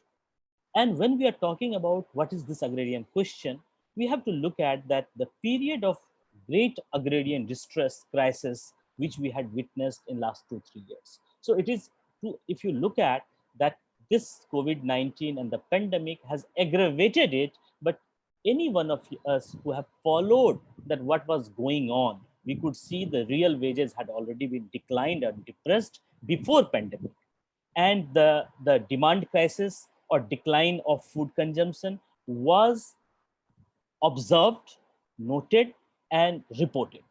Now, if you look at that, this pandemic has aggravated all those things. And in that context, it is important to deal with three aspects of this agrarian economy, not completely differentiated and different, but interconnected. One is labor, one is the idea of income and poverty. How do we look at? And the third is that overall, how this labor and income and poverty is deeply connected with what is happening to the agriculture sector. So, at one level, one has to accept that apart from what we witnessed in the urban, temporarily on the face of it, severity of lockdown was less to begin with in the rural area. To begin with, it was less, but what it did, that the chaotic decision which was being made and which has also been highlighted by Medatai, that this has led to, in fact, a complete confusion about transportation and other activities that led to complete breakdown of supply chain. So as a result, that yes, the stringent lockdown which we see in towns, cities, and other places were less visible in rural areas, but it certainly affected the supply chain. And because of the demand of several other things have gone down drastically, that there is a depression of wages and thing can be clearly looked at. Now, in order to understand the agrarian scene or agrarian question, we have to factor that these migrant sending states where they are returning route right now. So if you look at majorly Bihar, UP, Rajasthan, Chhattisgarh, Jharkhand, Madhya Pradesh, these are the states when you look at that many of these states also falls into the areas which were earlier the permanent settlement areas. So permanent settlement whereby jamindaris of a particular kind came into being, and the relation of land with the tillers and the jamindar were very, very complicated. The time does not permit us to go into the historical details, and we know that the participant of this webinar are familiar with this. But one thing what it did was that at one level, it created a highly feudal rural structure, which has a class feudal element involved, and also superimposed with this idea of caste and class overlap, whereas the hierarchy in the rural area was very, very stark. And this permanent settlement, and on another level, what has it done? That it demolished completely the cottage industry, which these areas were known for. Now, if we look at this, we have to look at that then this post-independence area, this rural economy was can be seen into broad 4-5 trend phases. That is, first is initiation of land reform, and a very, very skewed, faulty, and limited land reform. Then you have an important time frame, that is of period of green revolution, and then introduction of contract farming and subsequent diversification of cropping pattern towards high value crops. And finally, the new one about which Medatai has spoken at length is that how agricultural land are being converted for industrial, infrastructural, and so-called urban purposes, or through the corporate accumulation of a particular kind. So it clearly tells us that what was going on and what was happening on in the agrarian scene. If you read the government reports, government has, in a way, government looks like that government has stated, and despite the fact that 70% people have direct or indirect connect with the agriculture sector in rural India, that government data, government record says that agriculture becoming an unrewarding profession. And how different policies have made it unrewarding, it is for all of us to know. So at one level, agrarian scene was bad. Agrarian question was getting complicated. People were, the policies were framed in a manner where there is a push away from agriculture, and this dominant idea that the migration got instrumentalized for decongesting the agriculture. So in a way that it is forcing people away from agriculture in direct and indirect way. But, and therefore lots of celebration of urbanization. Now if you look at states like Bihar, that despite all those celebratory notion of urbanization and making agriculture as a fall guy or fall sector, you realize that even now Bihar has less than 12% of the urban area. So it is hugely an agricultural area from where you have a migrant sending places. Now these people, when they return, what happens to the agrarian economy immediately and in the long run? This is where I am going to look at it. The two things one is that the tribal areas and tribal patches where Madhya Pradesh, Chhattisgarh, Jharkhand, where we know that what is happening to the natural resources, jal, jungle, and jameen, and the kind of exploitation and the kind of marketization and privatization, everything is going on, which clearly tells us that how much these returned migrant can rely on that, depend on that, and can think that that can be a cushion for them. That's a huge issue and a word of caution that it is very difficult to, in a present regime, till what Medatai has prescribed and suggested and say that if the collectivization, mobilization, fundamental policy changes, if that happens, that's a different thing. We will come to it in a moment. But the present situation tells us that, sorry, these, in the present regime, present situation, these areas are not capable enough to retain the returned migrant in terms of the livelihood. So it's not going to happen. The second part is that this labor surplus area, because of the rurality and the agricultural aspect, we need to look at that without migration, if they would not have migrated, whatever, within the given circumstances, if the people would not have migrated, the bondage would have continued in a much more aggressive manner. So at one level, the migration with all its problem in the urban area, insecurity, informality, unorganized nature, lack of contract, lack of health facilities, this we cannot deny to the fact that there was an element of looking at migration, that it diversified some element of income sources. And therefore, if you look at the rural economy and the people who operate in rural, you would require that even the traditional money lending has been substituted. There are new money lenders have come in. So people who migrated and a relatively better skilled migrant who could save something, their family members have started lending people. So those are also the reality of. So at one level, this migration, when people went out, has helped in weakening feudalism. Weakening, not I'm not saying eliminating. Its bondage was reduced. Wages slightly improved because you have circularity allows you to operate at two different places. Now, with the return of these migrants, all of these will happen. On this limited agricultural work available, and the more people out there in the rural area, the wages are going to depressed.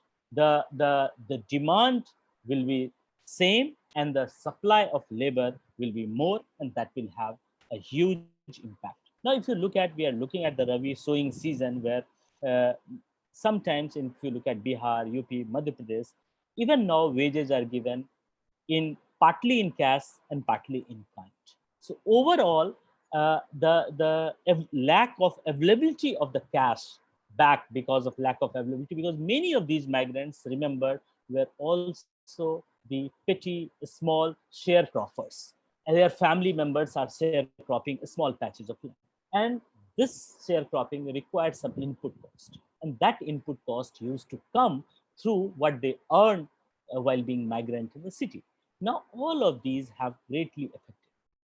The third important aspect for us to factor, that we have to get out of the old narrative, which many of us have been getting influenced for long, that because of the density of population growth, and all that, the land holding size has been hugely reduced in states like that. So while the nature and character of feudal mindset and feudal behavior continues, the actual land holding of so-called earlier jamindars and their family have substantively reduced. So thinking of having a very people with a very large patch of land is to a great extent a news or information or a data of the past. It is limited. So far, those family, remember, those family who totally rely on farming, even if with a good amount of land holding or the land ownership, remain a lower middle remain at a lower middle class status, until unless somebody in the family have diversified, went out, have supplementary income and putting it into the agriculture. Otherwise, the reality of states like Bihar and UP are certainly that even with large land holding, that the farmer's situation is not more than the. So their ability to deal with the demand for wages is limited, and we have to factor in that the rural economy cannot provide that. So that's where there is an issue.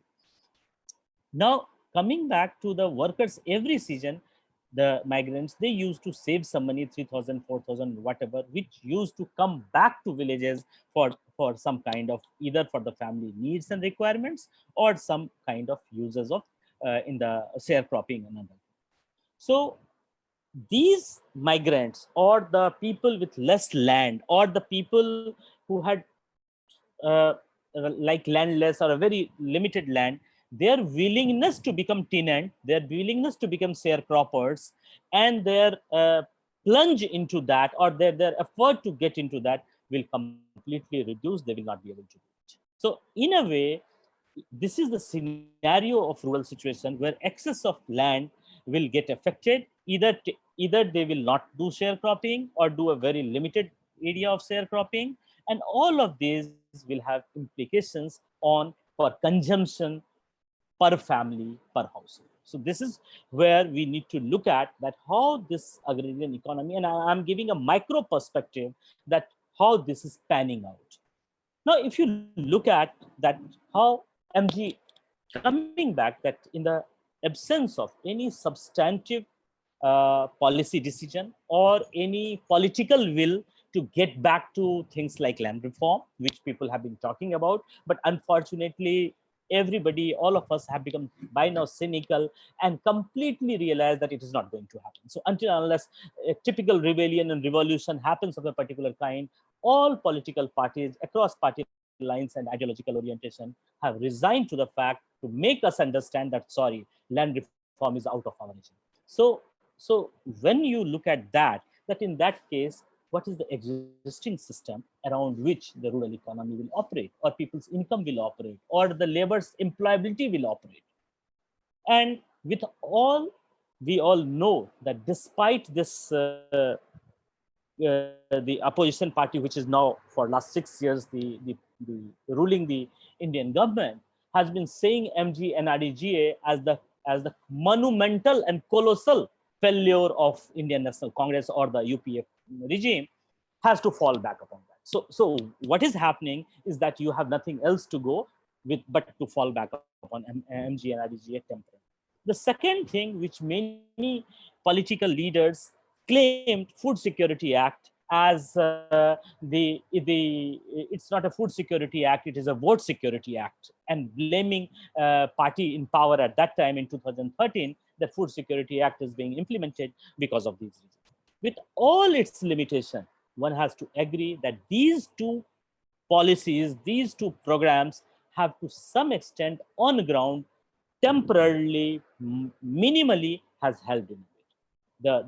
The data, our survey through our Patna Center, where we look at migration studies more clearly, or SWAN data or other data, where we clearly look at that it is only with all corruption and problem, it is the PDS which more than 70% people say that with difficulty, but they manage to access it. So what brings us back that to look at that how to bring this economy or the rural economy working and functioning.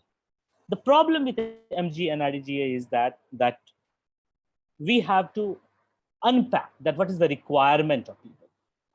Our some rough estimation of considering 5% as a household have figured out that roughly a family requires 2,000 rupees to have bare minimum food requirement. For that, if you look at that, how many work MG and RDGA, what the data says. The data of last 4 years tells us that on an average, it is 47 days work per household in a year. That means what? 4 days work per household in a month. What does it mean? Even the current rate, 800 rupees per month. And if over and above that, if a person is employed in other agricultural work and agricultural labor, our data says that on an average, they get maximum 100 to 120 days work in a year. So together, in a good case scenario, when this crisis had not happened, people had not returned, even in those situations, a person, the work days available for work in the was around 150 days. Now, if you think of this returned migrant people coming back, what is going to happen? Where will the work come in? So that's something which tells us that it is the fear, insecurity, and all those things will create a kind of different kind of pressure on the rural economy. And throughout this year, because one is expecting, I completely agree with Miratai that the push, one thing is that there is a great tendency among the regime, the national government, the central government or the state government to consider labor, the working poor or the migrant, as a modern slave. So if you look at that, this push to make the working hour from 8 to 12 hours, or this tendency that, okay, the chief minister of UP is saying that if somebody, which subsequently he had to withdraw temporarily, quote unquote, that when he said that if somebody wants to employ them, they will have to approach us, the state and the chief minister, and then we will allow. All this mindset is clearly a mindset of considering migrant poor, labor, working class poor as a new modern neoliberal slave. And if you look at that in this atmosphere, what I feel that the most needy, most precarious, most worker will will have no other opportunity but to leave villages and come back, and the real reverse migration back to where they had gone from will happen. But and a big but in that, I would like to say that still there is a very large chunk of people who will take some time and try to avoid for next 6 to 7 months. So the upcoming harvesting season will have a particular kind of implication that how these people will be looked at and how these people can be taken into, and how they will be dealt with. Now, in order to understand this aspect of rural economy and the cushion for migrant workers is some schemes, some programs in the present situation. Whereas I understand that we have to think out of box, we have to think beyond this notion of agriculture becoming an unrewarding profession, or looking at acute agricultural distress and a sense of defeatism and sense of withdrawal, that nothing can happen with the agriculture and therefore we have to move on. And many sociologists, in fact, I'm surprised, even say that village is no longer a site where future can be planned. It is only a spatial reality. It is not a real reality. So many academicians and sociologists make this claim. They, when they made these claims, they did not realize that they will have to bring agriculture back in the discussion and discourse, and this crisis will make them, force them to think about it.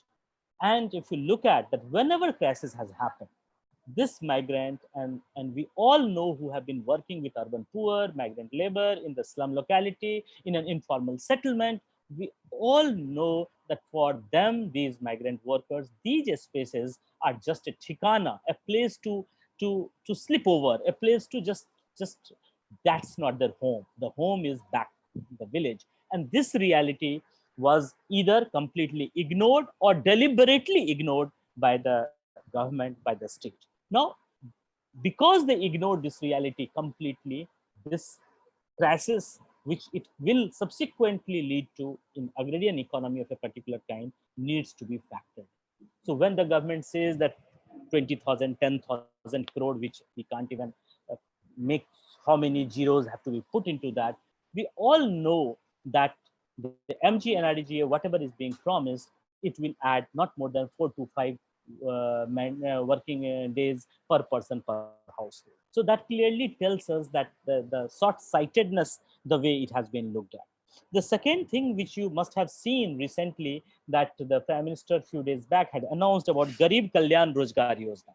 And probably they listed 116 of the district, and out of 116, more than 50 or 60% villages are in Bihar, because Bihar is going to polls in the next 2-3 months time. So it's very clearly that this agenda, and it is nothing but an assortment of already existing 25 other programs. So there is no clarity about the funding, there is no clarity about anything else, but there is just big grand standing about thing. This does not tell us that this has any serious thought about the agrarian economy or agrarian sector or the migrants who have returned. Now, just an anecdotal one point I would like to say, that coincidence, just see the coincidence, that this place from where, there's a district called Khagadia in Bihar, and from where this it was said that this will be the first district, and Bellore, there is a block which will be the first block from where it will be it will start.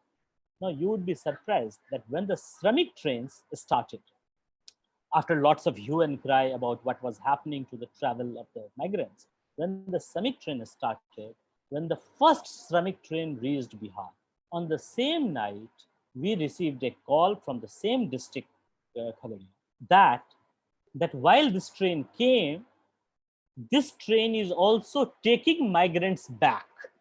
Can you imagine this? I'm talking about the first week, 8th or 9th of April, if I'm not wrong. And think, when the migrants were still traveling, they were coming, and the first train had arrived, they had taken a group of more than 200 workers back from Khagadia, Bihar, for Telangana, and in a highly secretive and confidential manner. When we started exploring, there was a denial. When an opposition MP had tweeted and asked from a government official, it said that yes, it has been done, and please keep it secret. confidential. Then it opened up. Then the journalist got into it. And what was the idea? They said that it was sent on the demand of the state whose workers were stranded due to pandemic. Have you made meaning of it? I think no. They thought Telangana government is claiming that the Bihari migrant from Khagadia who earlier worked in Telangana were stranded in their home in the villages and they need them back for the work. So you clearly see that at one level, that trains were not, the Bangalore, the Karnataka government is denying trains to ply because the lobby of construction industry. And at another level, Telangana government is saying that, look, this Bihari migrant who are in their villages, in their homes, are our stranded workers and we need them back. So this clearly tells us that how, where the policy is, where the mind is, where the structure of implementation. Last 3 points I would say, and then I would conclude. One is about this Kisan Samman Yojana. Now let us come to certain governmental programs because we agree or disagree. The larger neoliberal frame has altered the urban-rural policy prescription to a great extent, but within what we have, how to deal with that. To me, that this Kisan Samman Yojana or PM Kisan, whatever it is said, has a limited scope which we can look at, that it has worked in some places, but what we need to look at is that the timing of giving the money has to be changed. It has to be linked with the timing of sowing season and harvesting season. So the payment of farmer through PM Kisan should be raised to at least 12,000 rupees, and it should be paid immediately, and it should also be given to tenant farmer so that they became the beneficiary of the scheme, and they can put they should not feel restrained in putting input cost in the agriculture.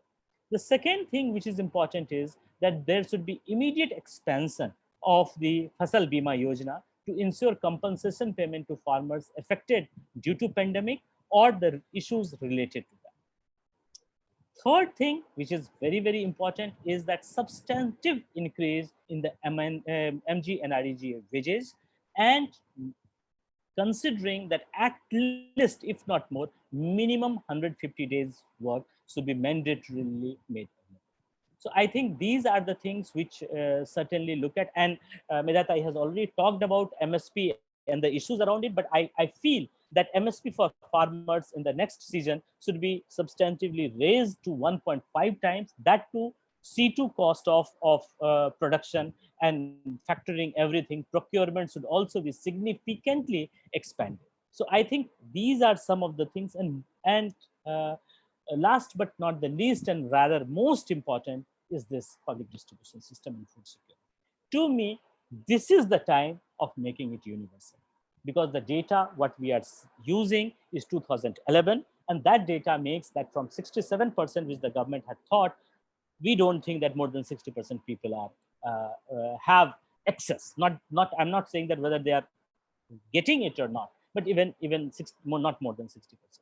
With all its limitation, if the bureaucracy of PDS is the biggest impediment in getting certain things. And we also know by now that the government should not be too bothered about how many people will start getting PDS. It is a kind of like MG and RDGA, it will actually do self-targeting. People who are better off would never go to get PDS food grains.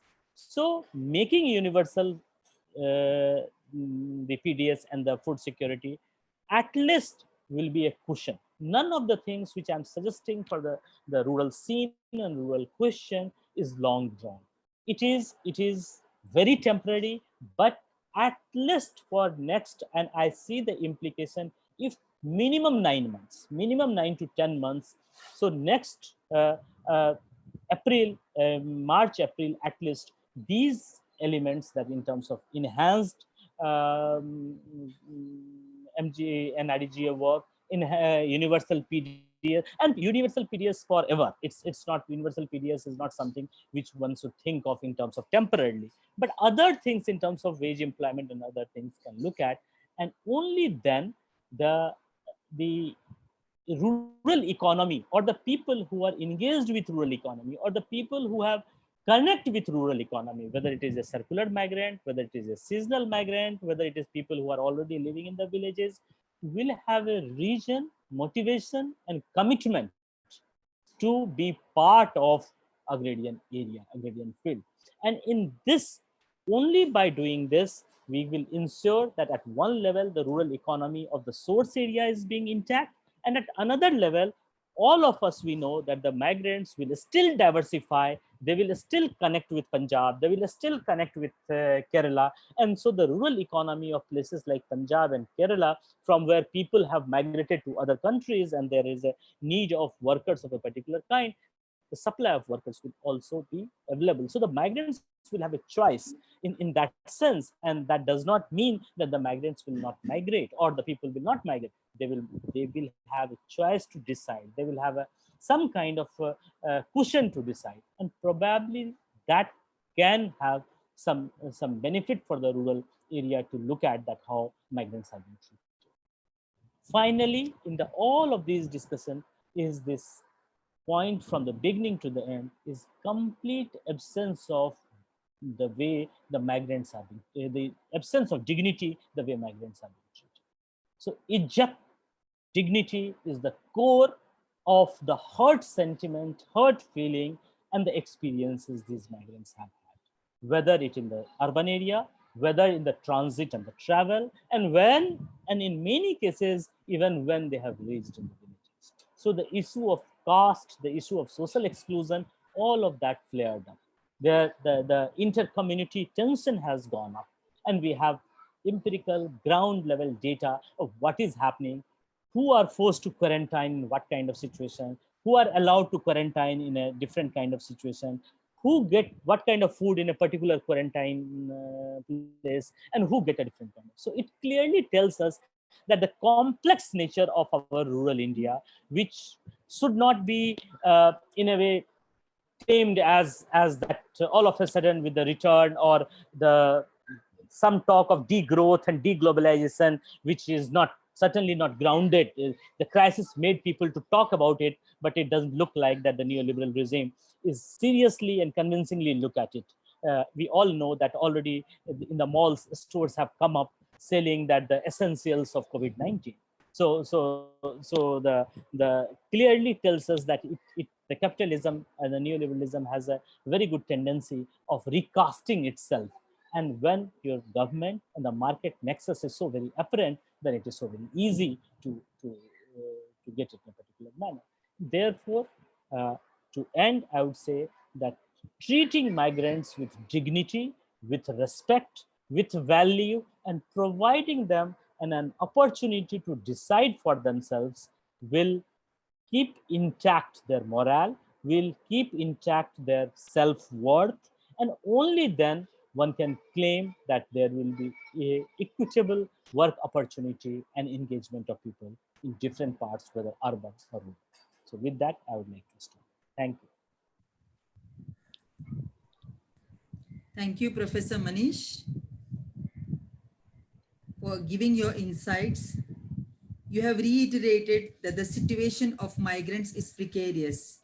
Providing dignity to them and ensuring access to justice is the need of the hour. Now we will go to our chat box. Our chat box is flooded with questions, and we may not be able to take all the questions. However, we will take few questions.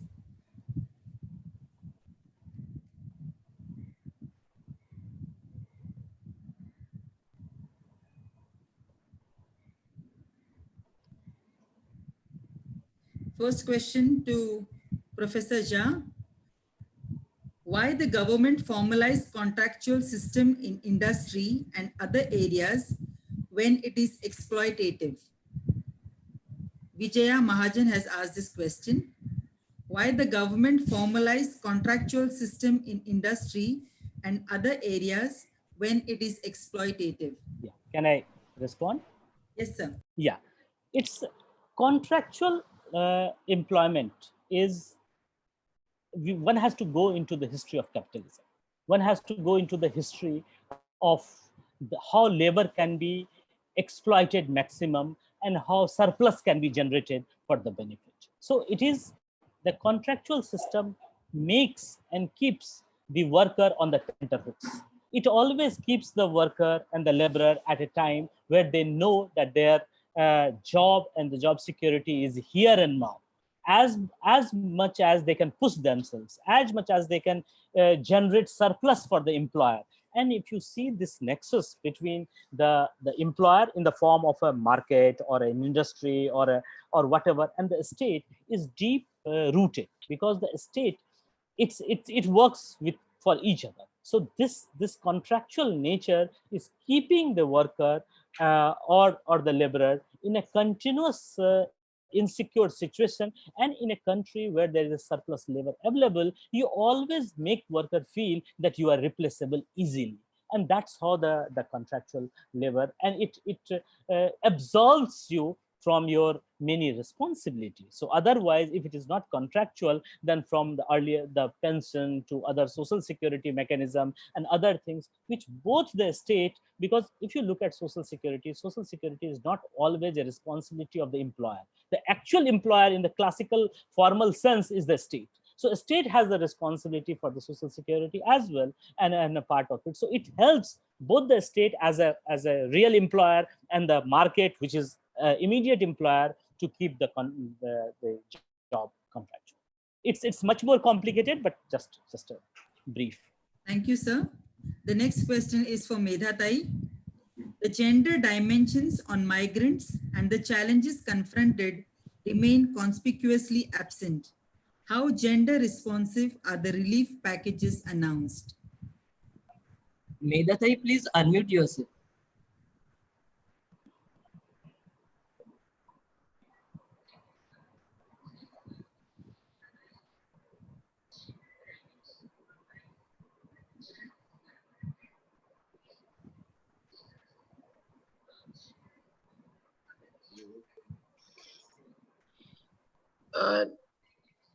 You see, the gender injustice is in every sector in this country.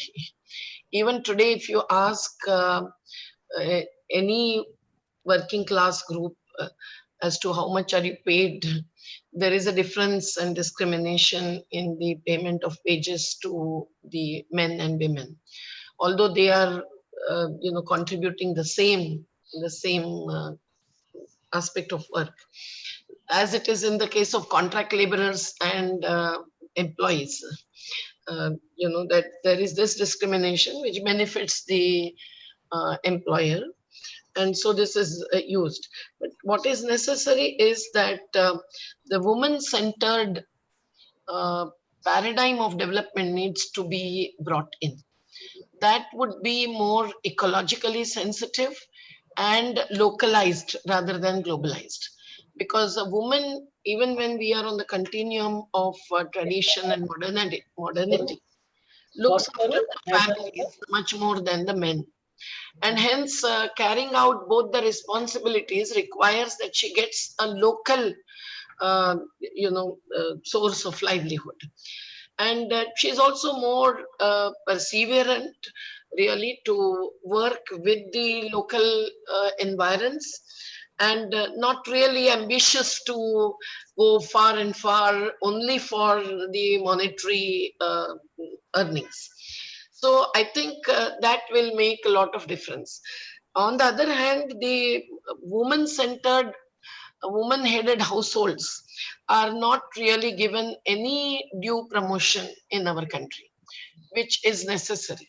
The single women households suffered the most during lockdown. The domestic workers, for example, now they all must be paid at least 10,000 rupees, as has been the demand of organizations in the immediately.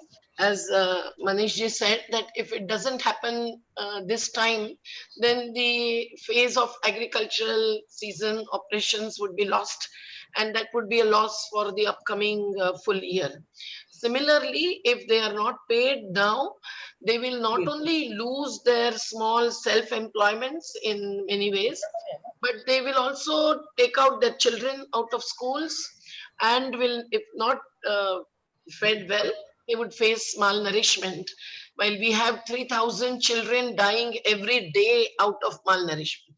We're so much conscious about and worried about corona deaths, but these deaths are not considered at all.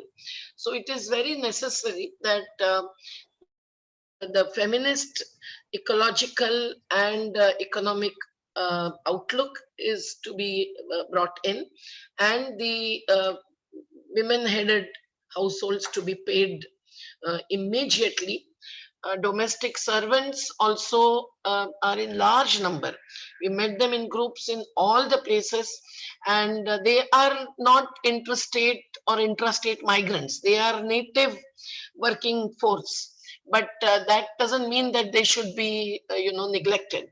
Rather, they are facing a very different kind of no way out situation, and hence they need 15 kg per person on the through PDS, which is also our demand immediately. And for that, grains are available. The FCI godowns have at least 10 crore tons of grains, and we require for 15 kg to the households, especially the non-taxpayer households, certainly 2 to 3 crore tons only.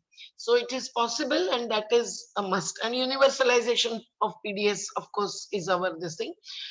But these women who are to be covered under domestic workers policy, who are to be covered under unorganized sector act of 2008, the Somewhere Hawkers Act of 2009, the Payment of Wages Act, every act that is applicable, but that is not followed. And even the orders of the lockdown period, where it is said that the employer must be paying them for the lockdown period. Of course, they went to the Supreme Court, and Supreme Court has not given the final order, but has given the oral directives, which is not really acceptable to us. They say that the employer and the worker should be negotiating, and the state at the most can facilitate that negotiation. Now, with no level playing field, whether it is possible to get justice to that. Can a woman who is out of a household because of the fear of corona, with the society, cooperative society of the middle class people taking a decision that they will not be given entry, or if they are not working, they are not paid, in spite of the fact that the man or woman in the household as employers are getting their salaries in the lockdown period, if they are working in the government service or university or wherever. It is necessary that these kinds of immediate impacts are really taken care of, with right kind of judgment coming from the Supreme Court on this issue, for which interventions by many workers organizations, especially domestic workers organizations, is necessary. And women should be given the first priority in the household and village industries, which we have to really focus on. I think we can't go back to every aspect of Hinda Swaraj, but if we want to have the Atmanirbhar Gaon, at least, more or less Atmanirbhar. It's not be self-sufficient, but at least more and more self-reliant. Then the Manarega, as Zahaji said, is a welfare measure. For 100 days you give the work, and now the demand is for 200 days, Zasa, not 150. And the minimum wages are to be paid under Manarega, and Manarega should be also on the private farms, so that it will help the farmers and the laborers both, which is not permitted beyond some kind of activities. So Manarega scope should be widened. I just read that some state has taken a position that they will include other jobs, not just manual labor work, under Manarega also. Now, actually, that act provides for a proper way of planning at the Gram Sabha level, but that is not happening. There is no orientation and there is no political will. So if that kind of planning starts from the bottom up kind of process, with the smallest possible community as the unit, and district planning as a very good exercise. I think certainly we can have the woman-centered approach, which would be feminist in outlook. Right to life with dignity, as you rightly said, will be at the focus. And much difference can be made to the present economy. Otherwise, the women cannot feed their families, and cash economy only cannot help. That will go to the liquor shops, which were always open during lockdown, and women did not want it, but no one consults them, so on and so forth. So I think many things can be immediately done. First, close down the liquor shops and follow Article 47 of the Constitution, which makes the state duty bound to bring in prohibition, and sakas ahar, nutritious food supply. Both of this is necessary. So I think the income generation with women given priority will make a lot of change. Thank you, Medatai. Another question. In spite of several development projects by government, polarization of classes, inhuman practices, and corruption will never go. Is India really developing or going backwards with so inhumanity? We request both of you to speak and give your opinion. Yeah, we will give short answers. Yes, Zasa. In fact, the premise of development project, if you look at the way it is framed, it's development for what? Development on whose terms and what condition? Is it development? So the classic case is that all of us living in Chembur, sometimes driving down to Kolaba feel good that there is a expressway and freeway to connect Chembur to Kolaba, and therefore Chembur, which was earlier a very low-key suburban area, has become all of a sudden become very important. And it's a huge development in terms of the government's statistics, that it's the flagship development program. Now, whose development is it? What does it help? How many people it help, and at what cost? Who got displaced? So this entire thing, in fact, this dominant development paradigm, unfortunately, is premised on class differentiation, widening inequality. So it's actually the core of it. It might looks very because we are so much into neoliberal times that our thinking, our approach, our ideas have this way or that way. All of us, and I'm including myself, that all of us have our ideas have been dented by this hegemonic discourse all around us. So first of all, there is a problem with the way this development is being planned, organized. If you look at, yes, I know that for a city like Mumbai, the track widening, the road widening required, but we know what happens when people are getting displaced. They are first of all peripheralized, then many a times they don't get any resettlement, they don't get rehabilitated. If they get there, they are getting in a place where they lose their livelihood, their children lose their education, and by the time, if you look, that things are coming back. So for example, if you say that in a Mankhurd area, we say that in the Lalubhai compound and other places, that if you say that okay, bus has started coming, or few schools have come, or health. So if you look at from 2003 to 2020, 17 years, in a way, 2 generations have gone. Even if something comes, first of all, there are huge issues of what quality and what things are coming in. But even then, so it's actually perpetuating the cycle of poverty and inequality in a particular manner. And I think that's the message. I will stop. I would say that, as Zahaji rightly said, that development is some change, no doubt, but change which is desirable to whom and at whose cost? That is a question.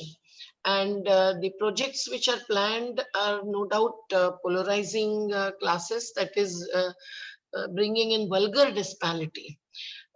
It is also the prioritization of needs and desires, prioritization between the basic need fulfillment and the consumerism and kind of क्या बोलते हैं चंगलवाद.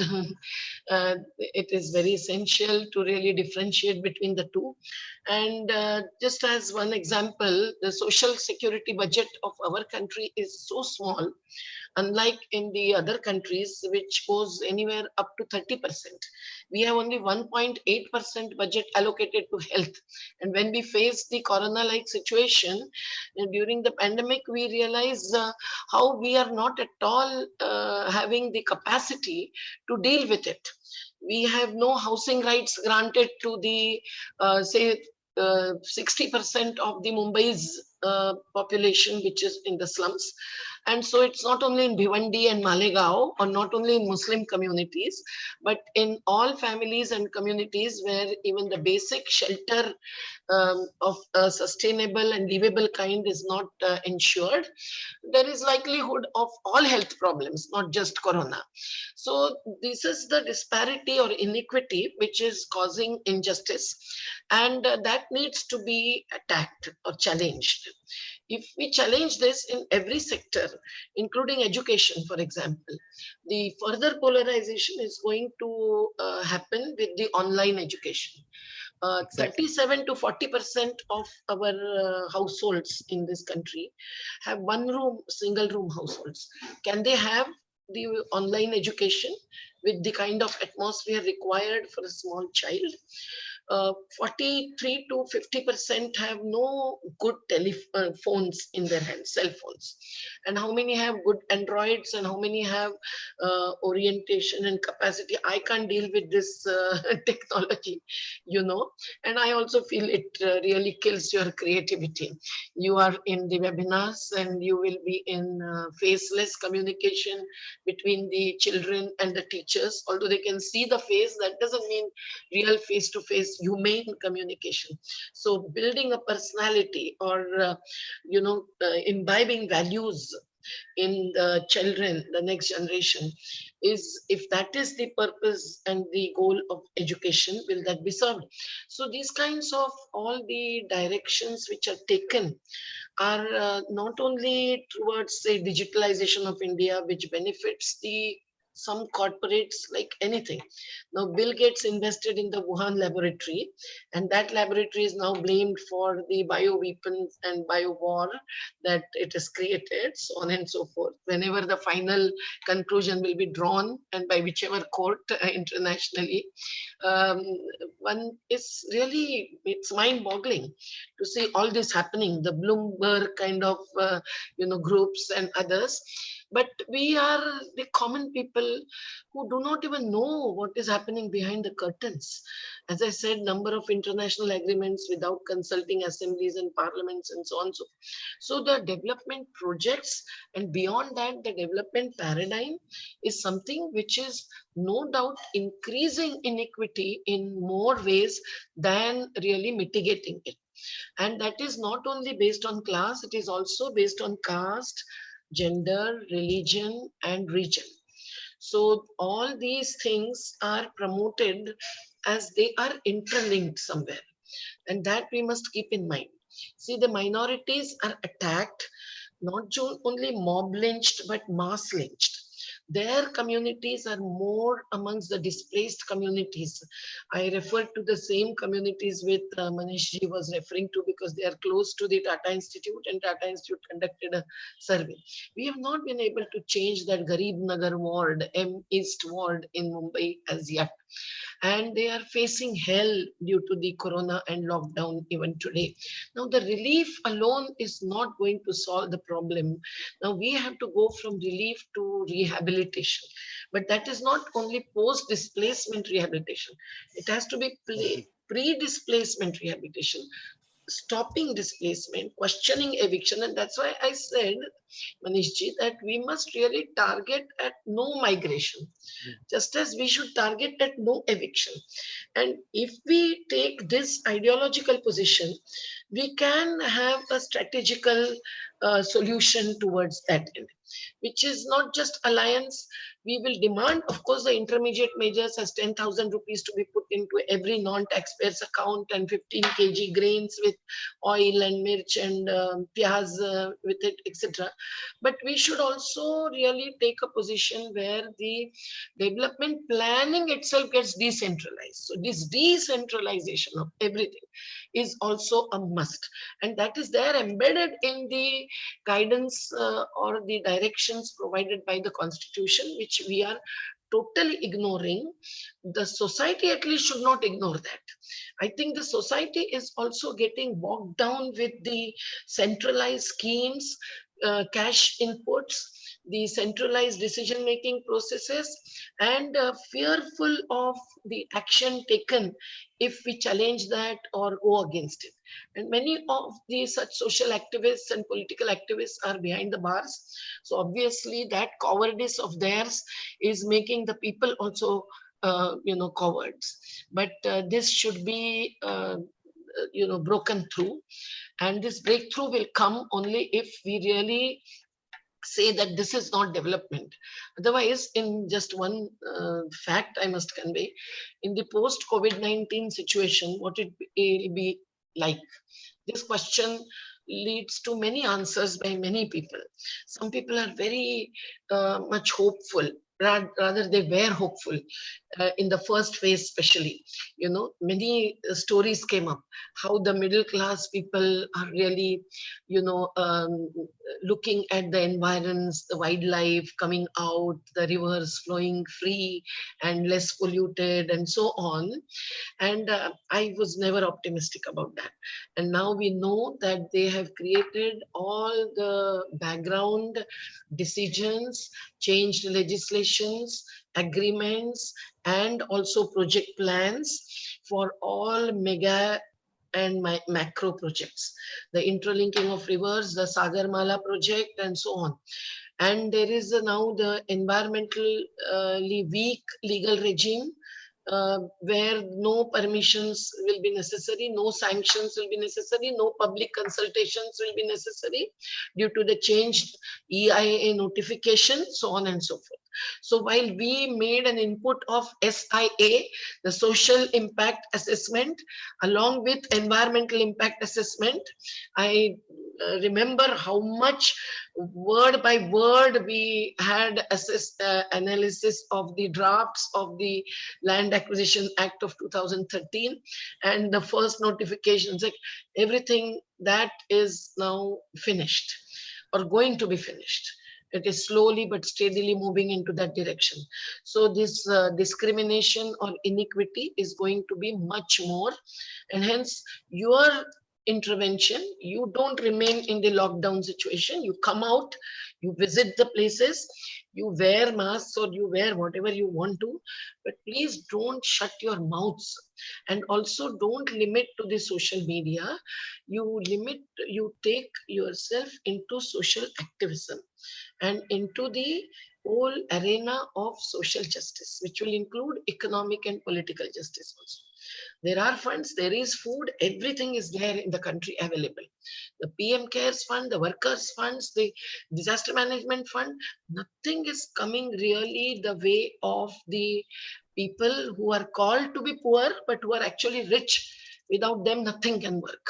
So I think somewhere that lesson should go. At least those who are not just sympathetic, but empathetic, they must take this lesson across the country to the extent possible, and especially to conscientize, to motivate, and to mobilize the real affected people. And they are affected beyond COVID-19. They are affected with this wrong economy and polity. And hence, I think it's a long way to go.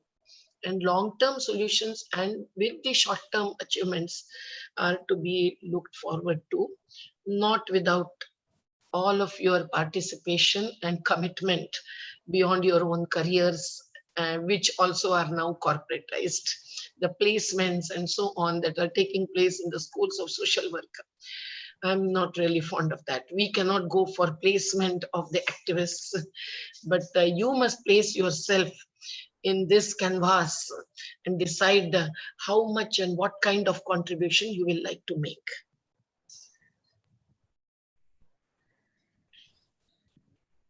Thank you, Medhatai and Professor Jha. I think we can go on and on because there are several questions, but we do not have time. Both of you have raised several pertinent questions which needs to be discussed and concretized into action. I'm sure we will be taking this in our faculty group and arriving at some action. Now I request my colleague and co-organizer Samir to propose vote of thanks. Thank you, Roshni. It's my privilege to propose a vote of thanks on this occasion. The talks were really interesting and enriching to listen to because both the speakers have rich experience of the subject and they could give us the feel of the situation. Some of the points made by Medatai are 95% working class are not only unorganized, but they are unsecured and unprotected.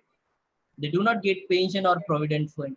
She also highlighted it is temporary displacement that leads to deprivation and destitution. Professor Jha emphasized that we need to relook at the term reverse migration, and he problematizes it, saying it is desperate pushback, forced workers temporarily to their villages. He also highlighted that if workers would have not been migrated to urban areas, the bondage could have continued. So migration leads to weakening feudalism, minimizing bondage, but reverse migration may lead to many of these problems. Once again, Medatai and Professor Jha, our sincere thanks to you for spending precious time with us and helping all of us to understand more deeply the hardships and dreams of the people we call migrants so as to spur us all to action. I also extend my gratitude to our principal, Dr. Lidwin Dias, for her continuous encouragement and support in hosting this webinar. I must mention our deep sense of appreciation to management for always being supportive for all that we want to do. I would like to extend a special thanks to Ms. Roshni Alfonso, who has been instrumental in putting together this webinar and for wonderfully moderating today's discussion. Thank you, Ms. Roshni. I want to thank especially the technical team that we have Dr. Ronald, Mr. Praveen, Mr. Sandesh, and Mr. Darshan for working hard these past days to get everything on track. We are sincerely grateful for their efforts. To all our enthusiastic participants, thank you so much. We had about 1,000+ participants, which is really great number, and it really encourages us to have more such webinars in the future. Thank you very much. Thank you. And we will end our Seminars, not webinars only. And not only seminars, but struggles and reconstructive work also. yes, Very yes. Thank true, you ma'am. to all the listeners and organizers. Thank you all the So we will participants end and the this with national anthem. Yes. And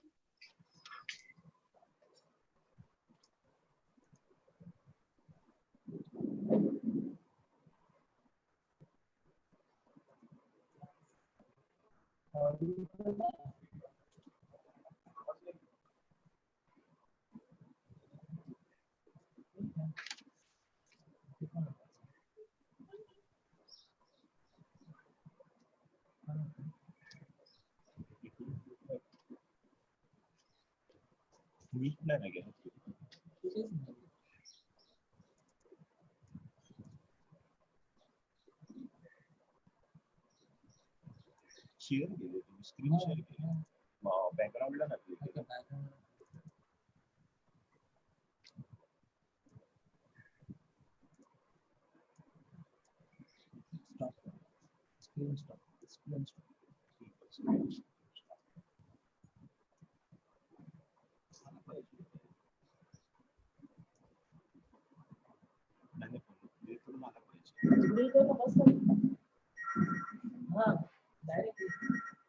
even in the webinars, you must stand for the national anthem.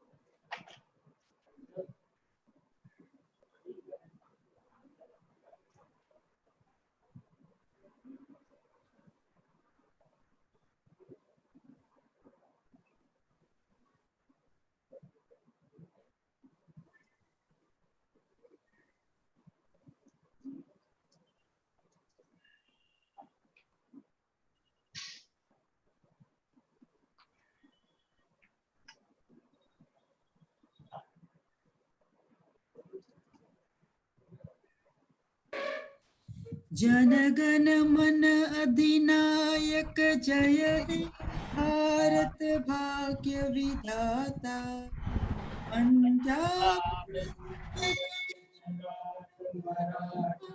Dravida Utkal बंगा विंध्य हिमाचल यमुना गंगा उच्चल जलधि तरंगा तव शुभ नामे जागे तव शुभ आशीष मागे गाहे तव जय गाथा जनगण मंगलदायक जय हे भारत भाग्य विधाता जय हे जय हे जय हे जय जय जय जय हे Wait, YouTube. Zoom वर झालं. Zoom वर झालं. Zoom. 1 मिनिट. Zoom वर झालं.